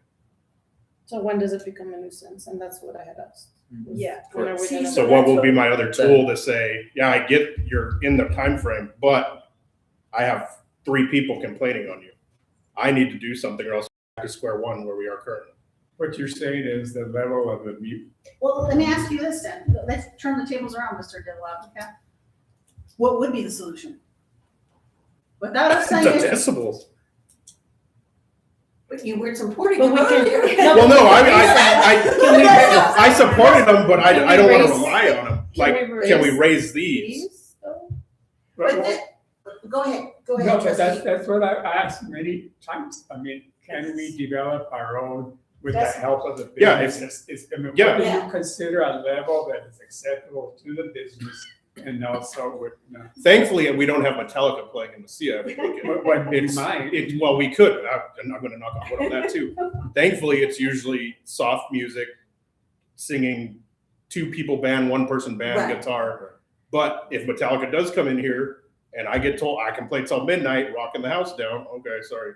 And then I have to go back to the complainant and be like, well, But can we consult with the businesses to see? I like that idea. Because you have to talk to these people, individuals, to see how we can come together. And you talked about working with them. This is one way to work with them. thank you, Jerry. I like that Thank you, idea Trustee because most of the people in Mesilla get the same people to play. Right, right. So They just rotate. they rotate. Yeah. So can we get a medium or decibel reading, go watch them play where they want? Then we base this off of that. Because we know we're not getting rock in here. We know we're not getting country. I mean, Palacios may have some loud ones, but they're inside. So that's a separate level if you want to go down that hole. But everyone in Mesilla usually has the same people, musicians playing. They rotate. And we're very blessed with our businesses not going Yeah, not so going, loud. yeah. You know, we're very blessed that we do. We're But like Mayor said, if the place opens up across the street and they turn it into a rock house, then we're going to be back here in 2 years So- because that wasn't on our. But the biggest Bingo part card here. in that is then you still have to define where that reading is being taken. And what type of Yeah. decibel reader? Yeah. And I, Well, yeah. the reason I'm gonna say that's- that, 'cause there's that's decibel readers on internal- phones. internal. That'd be No, it's internal. It'd be okay, we would. it would Okay, be we would a figure level that out. 1 or level 2 But- reader, and we would figure that And out and get almost it every calibrated. band is gonna be too loud if you measure it at the band place. If you Well- measure it on the back street, it's still probably, I mean, obviously they're complaining because it's So you're too saying loud. from like 30 feet? Well, That's guess what? where I that's don't where know. that distance But needs it to be comes back defined. again, we're never gonna get out of the situation, because let me tell you why. Guess what I hear from my house? The Fiesta and Mesilla and their music. It comes back to, where are we gonna establish, where are you gonna do the decimal? And we've gotten calls about that. in the But past. they're putting in this Thanks. ordinance special events, no? Like the. But no, I'm using it as an Oh. example though, is that where I live, and you wanna do 2 or 3 blocks, I can hear the music from Mesilla, from the plaza to my house, when the Mesilla, the town holds a festival, when it's outdoors. I can hear it loud and clear. To make it even one step further, I can hear it to my parents' house on Union. So where are we gonna read that decimal? Where is the layout sign? Well, that's the decimal part. But that It's doesn't like a machine. special, that's a special event That's a exception. special right? event. It is, but No, we're, it could be. It- This isn't in stone. Yeah. It's what Yeah, they yeah. Well, decide. can we do, or you don't? What What, do you think? what you're asking is I'm very asking, I'm reasonable. honestly 110%. She's trying to figure out where the reading Where will the- be. That's why Reading I'm will be. asking is where are you guys gonna do the reading at? Yeah, well, and that's what we're trying to And establish. I think That's that, part that of our needs to be conversation. established about where we're gonna take. Well, the meeting. they, So we- it's already written as 150 feet. Yeah. Yeah, Mayor said From- 150 feet. Yeah, So but let's take, sorry, I don't mean to interrupt, but let's take, just for clarification, that way I can move Yeah. this forward with the team. Number one, the zone. Are we following commercial zones as they exist, or are we creating a specific overlay? What's the consensus on it from everybody on that? My own personal is to keep it simple for right now and stick with the zones that we have. That's just my thoughts. And then maybe down the road, look at where we would be looking at. So And that's along- mine. And along with that is that we're gonna see an involvement of the commercial district as people Right. decide, I don't want to live here anymore, I wanna sell and, or open up a business. You'll see more commercial. in What is the commercial zone. zone right now? See, if we, Where is it? The bounds are Do you all have- of Avenida. Avenida, all of Avenida up and down from one end You to sent me the the other. map. And then it You goes sent me the map. from, right Yeah, here go back. at, what is it? Medanos, Medanos. where it up around to Arroyo, cuts back on Arroyo, but it goes up Parian, gets the community center, Santiago, gets the community center, comes back down Parian, goes down, Principal, and cuts back on, Madeline? Medanos, yeah, No, Madeline. No, what's That that? was on the other side. Medanos over here. Madeline. it's Kayakura. Cura. Cura. Yeah, Cura, and it goes all the way down Cura to Avenida. So it's the backside of La Costa. Right. Mhm. And Madeline's, and then on Medano is how far away from, So Medanos, it's the street right inside of yeah. So Calle de Norte. this side of Medanos is commercial. This side of Medanos is Residential. residential. But that's behind, Still businesses. Well, yeah, but if you're along, so Palacios would be commercial because it's along Mhm. 28. Palacios is Along- commercial. Spotted Dog is commercial because it's along 28. Correct. That's If this turned into a rock 28. house, it'd be commercial because it's Yes. along 28. Correct. Well, this is already commercial. It's It's a yeah, restaurant there. So everything on Avenue is commercial. pretty much. Here you go. To include, if you wanted to throw something at someone, I will email you the. No, that's what. Not Here you everything's go. commercial. Not I mean, everything's it's commercial. so There's there's. the map, Okay, that was that's what I'm commercial. trying. So we And can email you the historic map, but commercial. once again, it's probably something you have to train Mhm. your But officers the on. commercial sets a definitive boundary. Right. And you're saying you want to keep this, right? Just so Absolutely. you said you Yeah, want to she keep wants this. to define zones that we currently have instead of. But the labels. overlay Yes. includes just zones, it's just another layer of whatever do you really need it done, because you have the zones. That's what I'm saying, that's to keep it simple. That's just what I was saying. So historic Instead of commercial creating- and If commercial. if the other trustees, And proposed commercial, because you have to think that in our comprehensive plan, the Yeah, I don't proposed know. commercial was going from and it's all. Calle de Sur down to Union. yeah, But Yeah. we've never had As to a- On enforce both so that's sides, the- I think. On both Yeah. sides, correct. Both sides, correct. yeah, I don't think we're. And we didn't know because we never had to enforce anything like this where it was like. oh, But that you're would be commercial. taken into Yeah. consideration Other than because co- that's future commercial as such. So if one of those businesses one of those residents wanted to come in and change to commercial, it's in our plan to Yeah. do that.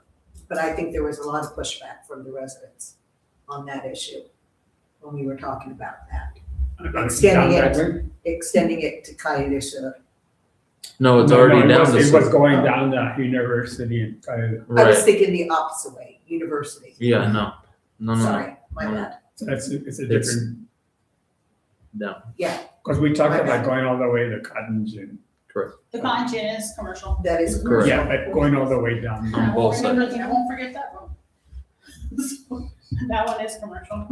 But we definitely, that's just my own thoughts, but I'll let you guys, No, I'll follow Yeah, the we need- consensus. It, I'll follow the I consensus. I totally agree with trustee Novalis and Mayor Pro Tem on it. Yeah, I just ordered you now. It just, Hold on. it was confusing to me because it wasn't defined, but if you use I didn't know zones, it it's was different. clearly Yeah, defined if in you the already use maps the and the established zones, you don't need Yes. overlay here, overlay there, I thought it was. half an overlay, Yeah. just do the zones. That's opening a whole other. so then not, so Did you get to see it? zones, stay with zones, or are you good with that thought? Or have, Well, I think there was a Questions? reason why you were proposing or an overlay zone. Was that for the measurement of the decimals? No, it was more for the entertainment. I mean, when we talk about the entertainment center of the plaza is concentrated in that. But future wise, I mean, if you want to, you know, later on in the future, open up another entertainment or bar or winery in the commercial zone itself, then I think that should be, I think that's a good idea. It should be considered.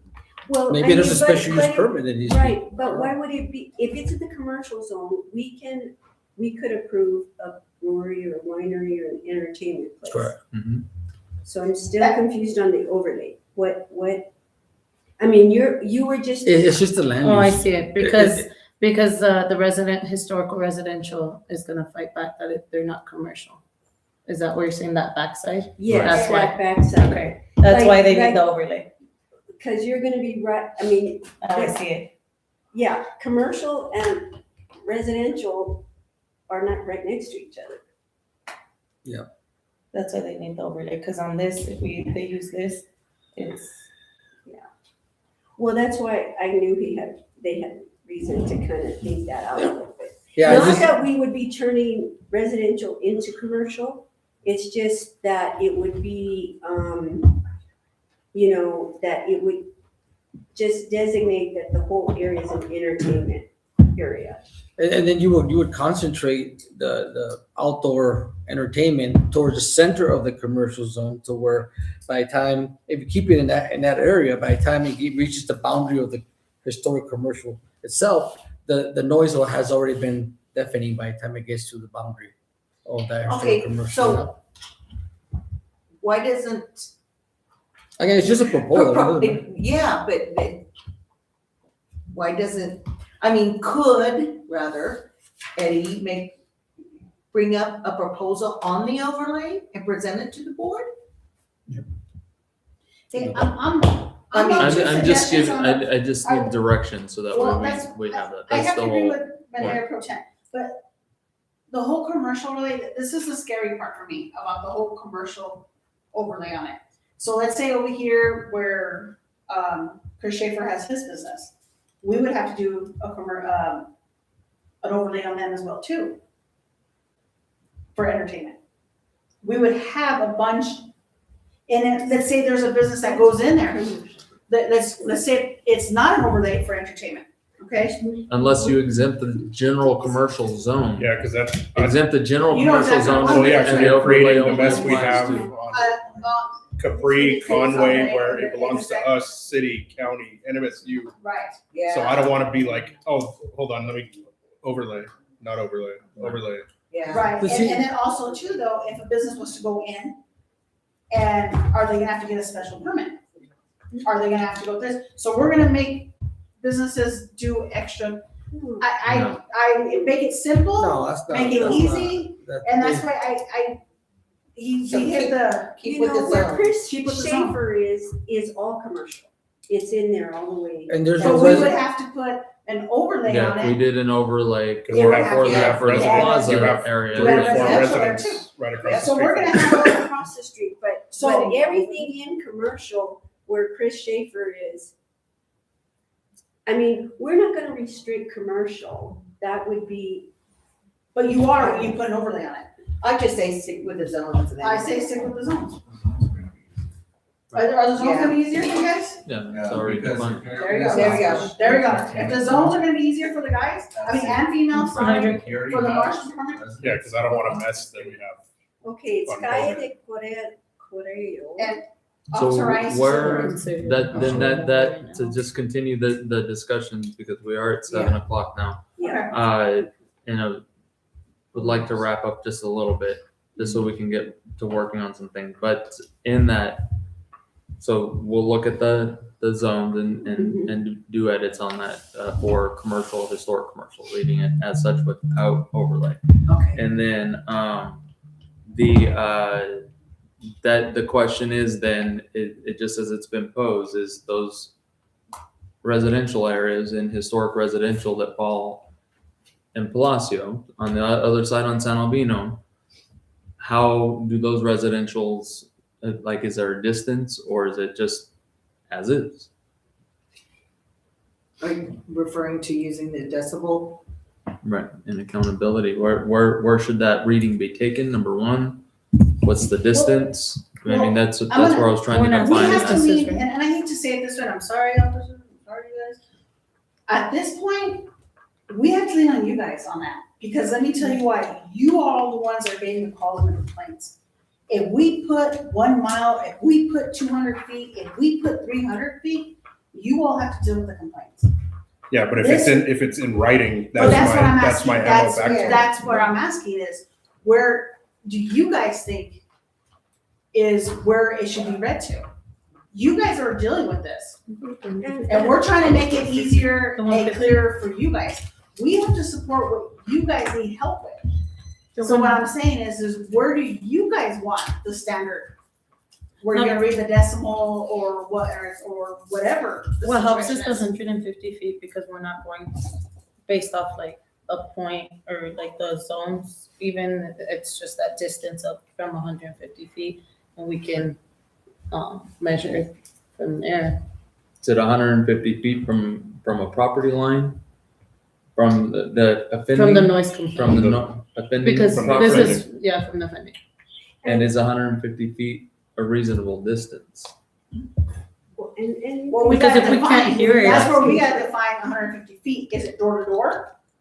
Is it, what is it, eagle eye, hawk eye, whatever it is? Bullseye. Whatever, that too. I mean, we gotta define 150 feet. It's gonna have to be from the property line. Property line. Because if it's a business, where their door isn't where the music's coming from, because they have a patio or whatever it is.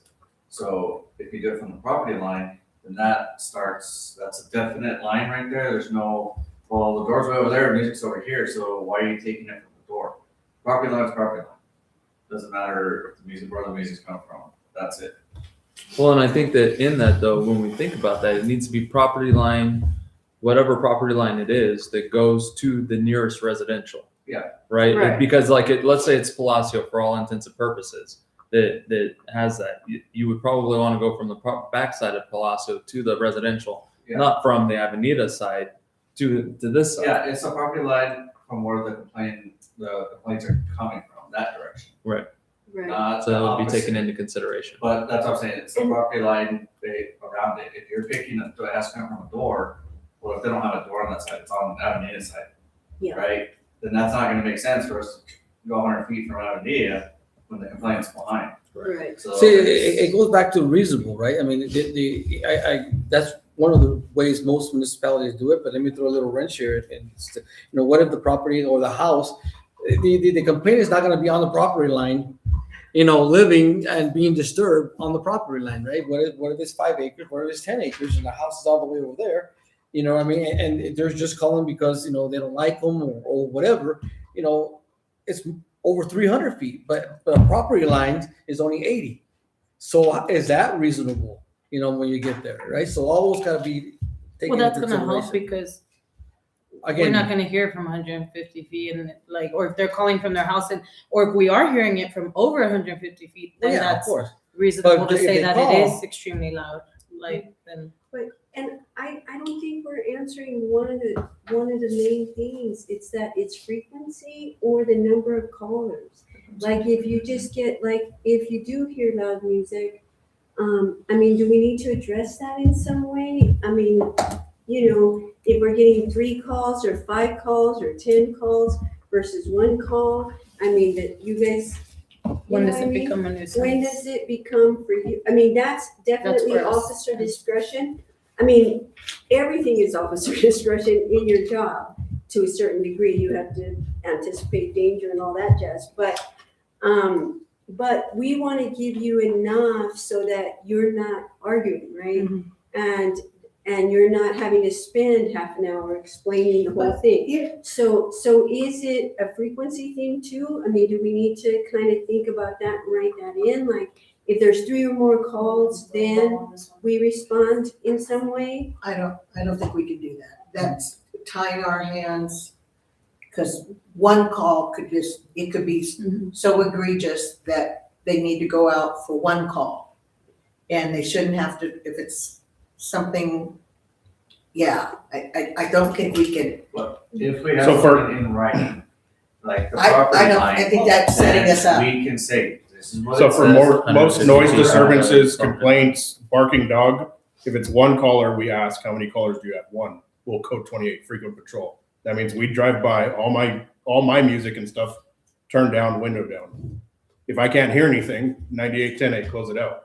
If you can hear anything, then you circle back again. If it is it loud an hour later, then, or do I have more callers? But yeah, because you're gonna start And getting into someone- how many callers do I need for me to Yeah. go take action? Right. And then How if many one calls caller- within 20 minutes, 30 Yeah. minutes do I have to, because then it's gonna bounce. And then that's if one resident gets cited or something based off of one call, and we have it in writing that said, oh, they should have only come out for 3. 3. Okay, Yeah. okay. That's where Well, but that reasonableness. comes back again to like how many callers.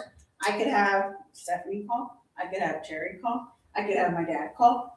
We could have one family call. I could- Yeah, because then you're cheating the system You're when cheating it's, when the it's a system. family and So friends what you going, can't do hey, it- can you call for this Can you address call for me? this I'm address? just bringing it up to see if it needed to be addressed, not that it needs to. That's what I'm But Mayor Pro Tem's correct, because if it's in writing, they're gonna be like, whoa, how many calls did you? Yeah, I only got but one.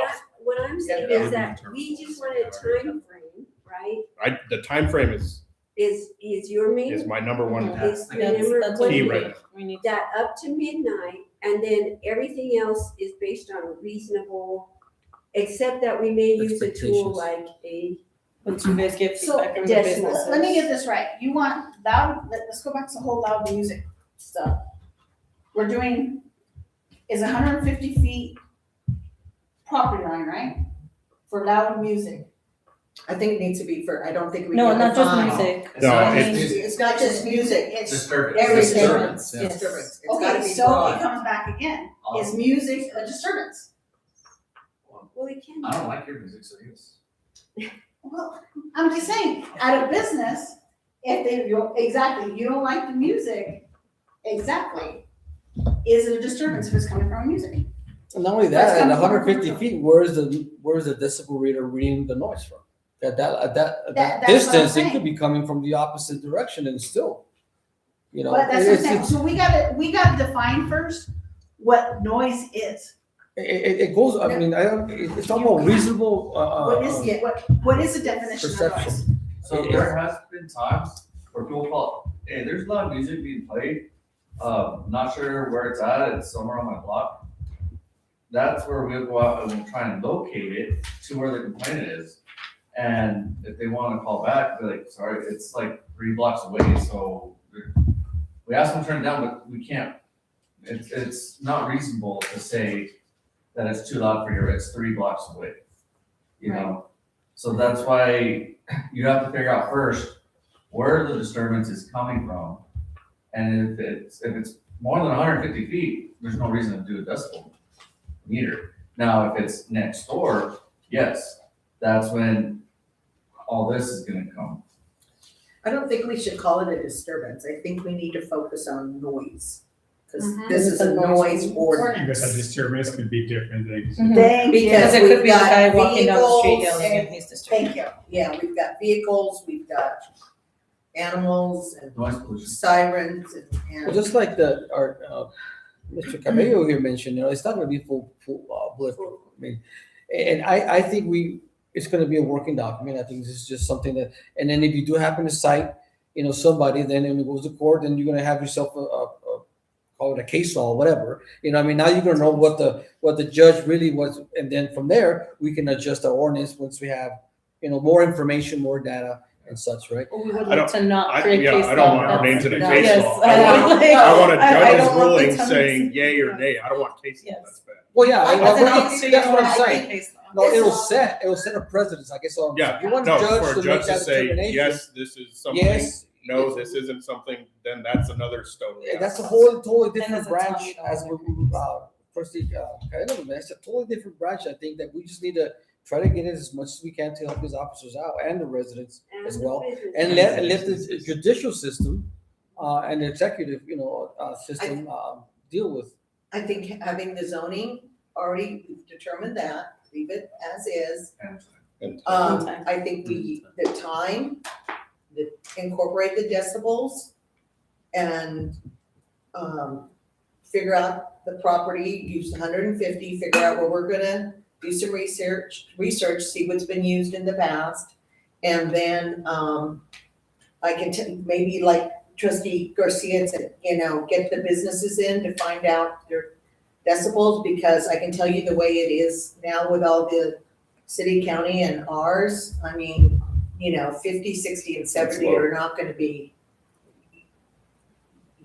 very, very low. But even at 150 feet, Yeah. obviously if you did it at the place, it's gonna be out. But this is where But we have 150 feet from the resident, not from the place, but from the resident line, because the commercial space is, that's just. But that's why- that's what we're And that's gonna why it's do. That's what we're gonna do. That's why. Right outside of Yeah. the commercial area. Yeah, the nearest 150. residential zone, So, but in this yeah, case would and be then- HR zone. or Yes, whatever. HR, and then 150 feet from there. So maybe 65 decimals is reasonable. I don't No, know. no. Not for Madeline's, not for 150 Palacios if they feet move the from the band resident- outside, not for, From the no, resident, 150 feet from the residential zone. I can tell you. Not Palacios for sure. Well, I'm saying maybe they wanna put a little guitarist out in the little patio there. Oh, yeah. No, I know. And And we had another restaurant near the plaza that had music on the. No, I agree. I'm just trying to get clarification. I agree. because These are just standards that came up from somewhere. They're not like, I'm just saying, are we considering the distance that we're actually measuring from? Because we're not gonna measure it within the commercial County and district. city did. No, I thought we had talked about the nearest Well, they have residential distance. zone. Yes, we have. And I'm Not actually, within the commercial. right, and actually 150 feet from that line. So right now, just us talking is, that's how much. How much is it? Yeah, so we're already violating How our much is own. it? How much is it? Well, that violates the ordinance. Oh, we're right here. So we all need to 5 down. Yes. What do you think? So, I'm not no, trusting- yes, but this is to say, we're not gonna trust the phone, but who knows to Trusting. say, yeah, we're not. But who's to say that the decibel reader is gonna be somewhere, I'm give or take close totally to that. okay with raising the decibels, no doubt. Thank Well, you. should look at something that can be And I worked think, with, not. I think noise carries in the valley, I really do, because I can hear stuff from the Fiesta. So I think that's what we had said, raising it, you said raising it, and using it just as a, sorry, it's getting me. It's not the determining As a- factor, yes. is No. it's not It's gonna a be, tool. it's just something else to kind of get an And we idea. need to get information. We say that, it's gonna reach, we're making assumptions, right? That it's so far away, because of, my experience, because of the Bell or Palacio, whoever, it's gonna be above 65. You don't know until we actually try it, right? Exactly. And that's real data. That means experimenting with. Right, We'd right. have to go out and Yeah, and actually look at what, and Yeah, not don't only do that. once, And but we need to several. be outside the commercial Jose, district, Jose, everything I don't think it sounds finished before. loud. But that's where we get back to the standards, where the primary standard is that they would drive by and make a determination if there is an issue. That's number one, Mhm. right? So, and by audible, by officer discretion, however that may be. The secondary standard would be if it's continuance or whatever the case may be. If it is, then how and where would they potentially take a decibel reading at that given point in time? And what is within the acceptable range, if that were the case, right? But in that becomes part of that progressiveness where it's education, it's warning, and then it leads to citation, right? And however that may be. So then it follows through with But that all whole of that would cycle. be outside Would the post- hours. Would posting a Right. survey, like, Well, it would fall within, however, it wouldn't necessarily be It comes because back if again, though. you're getting the 3 calls or whatever the case may be, the officer would still be doing that whole thing and following through with that. And then they would go in and let's say it's 3 calls and it is determined that it is. So They go and they give the warning to Let's turn say down your it's- music. Just open a big can of Well, no, worms again. back in my day, when I first came here, little rookie Ben, I was taught by Enrique and Lieutenant Flores, and we stick to the county one, and it's county and that's it. For the most part, if you got a noise complaint on graveyards, you go over there and say, hey, we got a call, can you turn it down? Yes, sir, thank you. Then I circle back an hour later, and if it's still down, then obviously problem solved. Now, if they jack it up when I leave and it's still high, come an hour or come back, then we have an issue. Well, okay, here, Break it up. this is gonna even open a bigger can of worms. I love a big can of worms. If it's in a commercial zone area, they have to obtain by, But I also, I By- love the can of worms you're opening because, you know, Like exactly. yeah, like I said. It should be going by the hourly. yeah, but But I know exactly where you're going from. And if they live right behind, how I'll say it, Vintage Winery. Let's just open the can of worms right now, how it is. No businesses listed No. specifically. Okay, no, No. well, we mentioned all No. sorts of ones, Palacios and everything. But No. potentially, okay, we'll go back to Palacios again, but we're mentioning business again anyways. So we are. But you should have said that from the beginning. We mentioned cafe and like that, so don't go with me on that one. But the thing is what I'm saying is, if it's a business and they're within the time, that's fine. I get the residential's right next door, but they're in with the time. But if it's out of commercial and it's a nuisance noise or something like that, then it should be going towards it. Do you know where I'm talking about now? so like Big- residential compared to commercial. Exactly. But I also can't be going, residential has, we all follow the same rules, but residential has a lower threshold compared to commercial. Correct. But I also can't be like, okay, I can play till midnight and no one's gonna tell me otherwise. I'm gonna do what I want.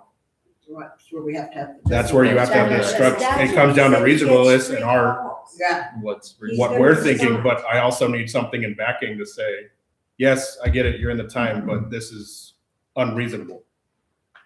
above so many decibel lows Mhm. is seen unreasonable. And that's, I thought, where we said we're gonna get the the business, business, the businesses to, I don't know if it's possible, I mean, we live in a day and age now, like technology, but then also, Missia, I understand not everybody likes technology. So if you wanted to do an in-person survey or an online survey, whatever helps make everyone's life easier, or both, just some kind of anonymous survey so we could get some numbers of, hey, community, it doesn't have to be community of Missia, what would be a reasonable decibel level for you, that if you're a resident or you're in town walking around with your family, that you would be okay? Like, that way we could get some numbers. I totally agree with getting businesses information on it, but we also need to get residents. That's what I say, That's community, what she said. community. That's what she said. Community. What's the timeline on it though? Because this has been a problem for a while now.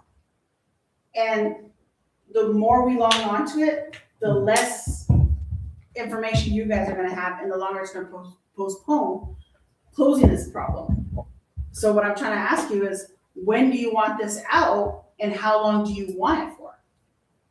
The other Because if we question come here- back in a month, you know, The other question here is, you're gonna send out a survey, what is reasonable decibel levels? Most people are not going They're to. not be You're not able gonna to know get an what it idea. is, right? Can we No, give an example, maybe online, Give like, examples. I don't know what would be the best. I wanna know what the attorney has to But say. see, that's the thing, everyone's different.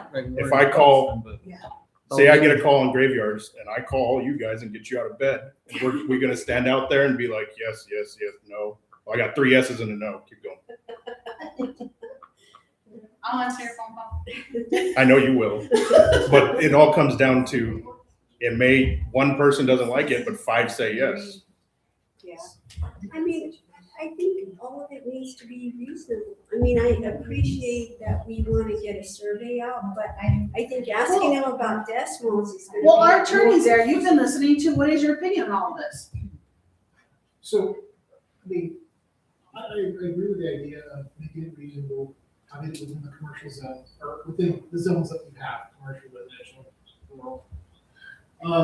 As far as factors like factors like frequency and like, you can usually list the factors that you were going to consider what is reasonable, like duration, frequency of complaints, time, and also the like activity, because again, it's not just the decibel sound, but the issue that would cause some people problems with the sound is also the frequency, which is slightly different than decibel.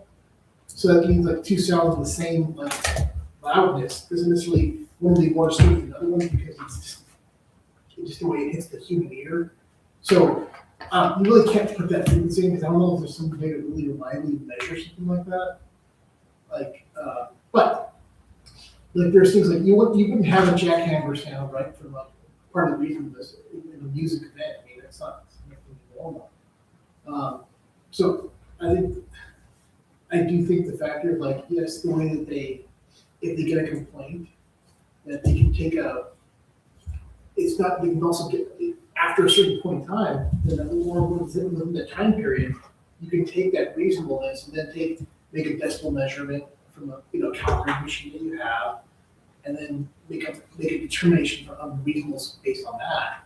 I mean, because again, like I said, there's not going to be a bulletproof way to make something like this. You're going to get challenged no matter what happens. I mean, defense attorneys are really creative, and I mean, think about DUIs. So give me an opposite example. DUIs are supposedly real simple cases. I mean, they really are factually simple, but they're actually some of the most technical cases because you have a machine that does a breathalyzer. You have tests that were made up to determine whether or not someone gave you a DCF, if someone's intoxicated or not. And those are always challenged, how they're done, how a person actually performs, that's always challenged. My point of bringing that up is that no matter what you do with like the sound thing, you can come up with all kinds of different things, scenarios and like schemes that are really smart. But I guarantee you, the defense attorney's going to come up with some way to like defeat it, depending on the circumstance. And I'm just trying to be difficult with it. I'm just saying, when you look at that, I mean, you're not going to make it bulletproof. So the factors of things like reasonableness, within the like the certain sounds are allowed, what's reasonable, right? Children playing in a park, the noise they make is certainly more reasonable than I don't know what something that's. Is it better for us to make a definition of noise? Again, there's a problem with that because then noise for what is the noise? Yeah, again, I mean, so That's what I'm saying. So I think everything else that we're already.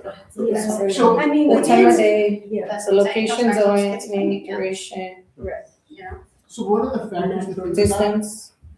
is how maybe a civil case would work out. Yeah. So if one person's complaining about another person filing a civil nuisance lawsuit, what would the factors that go into that?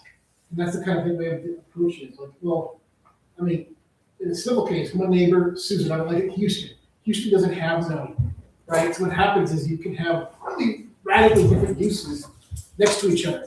And the way people resolve those issues, like smells and noises and things that come from like things that are completely consistent with each other, is through lawsuits. And then from lawsuits, people make, sound canceling walls. Some people just move away entirely, and there's different ways to like. And some people just have to move out because it's like, okay, you move next to like a meat packing plant, you can't really, you can't deal with the smell. I get that, but either you have to move or something. That somebody has to buy the property out for them.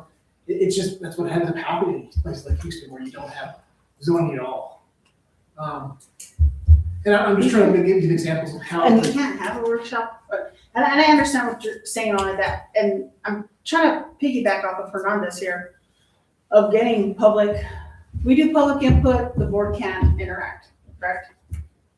Right, if we have public input, we're gonna, if we do a public hearing. we can't interact, we can't answer their questions, right? We just have to listen. Right. You As know, so, officers, we can't we? Not to put more on us, but I mean, the city did it, and maybe wouldn't be bad for us to have well, you know how you had a Q your, and A. you know how you had your meetings and the little paper things and stuff like that? And we actually got to interact with the residents? Why can't we have one of those? Like Chief Story did it like not too long Yeah, ago. And, like, right. I mean, With it's the not, businesses and the residents. Is all it is. yeah. Right, that's what I'm saying, with the businesses and the residents. Not to say, hey, everything that every business and community member, like, I even tell the deputies, like, I can't say, we have one-on-one meetings of, hey, what can I do? What can we do now as, you know, us in leadership for you guys? Not to say we're gonna throw pizza parties right on Fridays and we're gonna do this and that. And I put it like that because it's the reality of, hey, we can't say that we're gonna accommodate to what everybody wants because we're never gonna make everyone happy. But at least maybe we can hear out and even ideas that we may not be thinking of here in this table right now, a business or a community member might have. I'd be willing to have that where it's like, hey, nobody's here to argue, nobody's here but you. We're gonna have like the Q&A of if you wanna talk to us about your ideas, we're here to listen. You can have community meetings and fact-finding meetings, whatever you I want. honestly think But we once- need to though. Once the board gets an agreement and set the draft to consider, that's when you can't interact with the community. Right, and I think we did it backwards. We should have gotten the business and the residents' concerns first. We should have, I mean, which we did, because we got, We had a public we hearing. had, yeah. Didn't So we? we already have public Yes. input? Yes. And we're Yeah. gonna have another set. And This we're- isn't, So what we this might this have isn't one it. everyone said. Plus, that anybody can come to any of the meetings and voice opinions at any of the meetings. I think There we is need, an open public comment Yeah. area as such. I think we need to do research on the 150 feet and Right. find out where we're gonna measure. Well, And then have public input. so here's what's great, and so far, and just so that we can kind of close it up a little bit, is that what we have right now gives information and gives direction, so I can get the team working on that, and we can work on it all together to bring something together with you. So we know we have the map that we're gonna be looking at. We know that we're thinking about 150 feet. But with that, we can even go and do that 150 feet and do a different color outside of that. That way you know exactly where this 150 feet lies all the way around the historic and the commercial zones. That way you see that. And that way becomes a visual for you in the next meeting. And as well for the public. So that way they see that. That's a great idea. And in that way we can do that. We'll look at the times and evaluate the times all the way across. We know that there's inconsistencies in some of the times as well. So we know we're gonna adjust all that. And we're going to create so that it's all consistent in some of those things. Drive down on some ideas for the definitions of reasonable to have that to present. We'll drive down on some of the ideas of items that should be exempt as well from those reasonable side. That way, it's just ideas for the board to take into consideration. And then, of course, we'll have that area where we'll have a little bit more public input on that side. We can all agree on is the time, and we're gonna be something we haven't consistent, done. right? Right. So I just And wanna, the zoning. I just want And the to, zoning. I want to look at the Yes. positives. And we did The positives, we can all agree, time and zoning. So we made progress. Yes. And that's the thing is that Well, those two things are already better than a current one.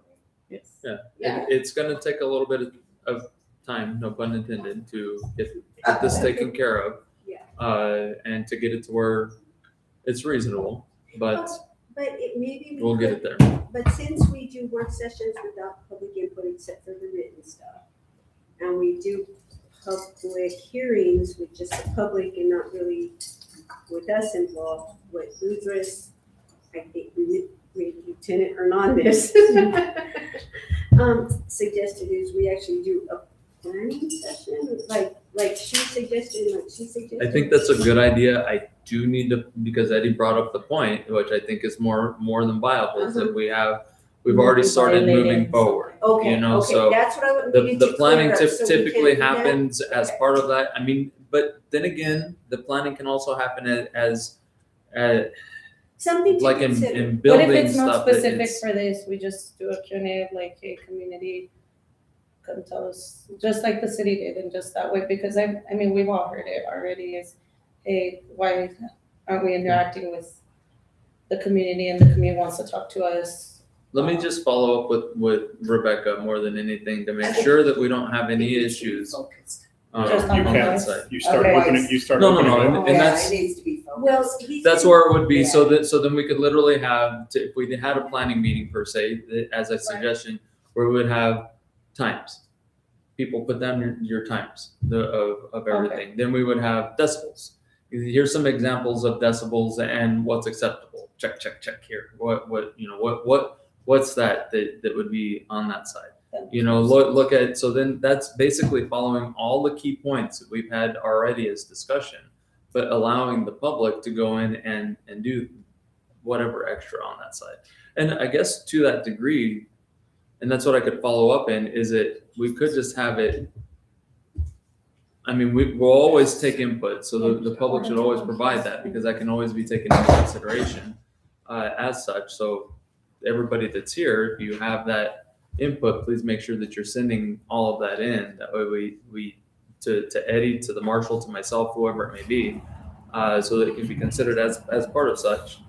But maybe that's a possibility of doing those posters like that and just having them posted and letting the public come in at will, and then the team can take that. But I just need to follow up to make sure that that's acceptable. That we're in. Because we're just missing two things, which is the decibel, if we even do it, and distance, because time and zoning we've already. I don't think they're gonna know the distance or the decibel.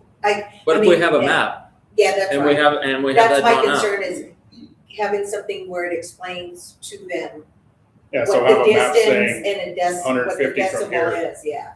do you like it? Do you not? This many decibels is equivalent to dog barking, this many decibels is equivalent to music. You're absolutely right. The only thing we're missing is the decimals, if we're gonna use it, and the distance. Because we already agreed on time and zoning. Because if we Yeah. start giving the public like, hey, what times? Like everyone's gonna have different times.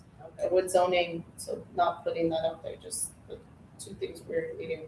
And it's gotta be specific, like if we're doing decimal levels, we're doing decimal levels, like a dog barking right next to you versus the distance, right? Well, and I think That's that's yes. what, in all of that, and I think one of the residents put it, or business owners put it in a great perspective in that sense, is because it needs to be relatable to what they have. When I say they put it in that perspective, is because they had it and noted that this 65 decibel level is the same as a hairdryer, right? So then that gives that perspective of what that person knows what they're dealing with already, so and that's relatable to what they're thinking about. Right. And so that I think it can't just be a dog barking, because it could be a Chihuahua, it could be a Rottweiler, it could be, Right. whatever the case may be. And which is- if you're right next to a hairdryer, it's this decimal, but if you're 150 feet from a hairdryer, it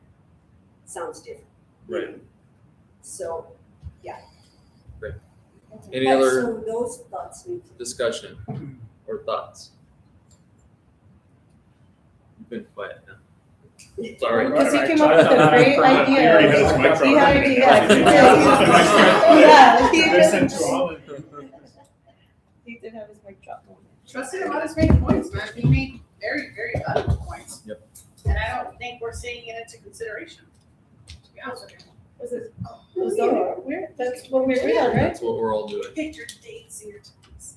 All right, so we'll continue this conversation I was like, am I confused? in the future once we get another. The sooner the There better. we go. Time is now 7:36 and this work session is complete for today. Thank you. You gotta get your, you can't take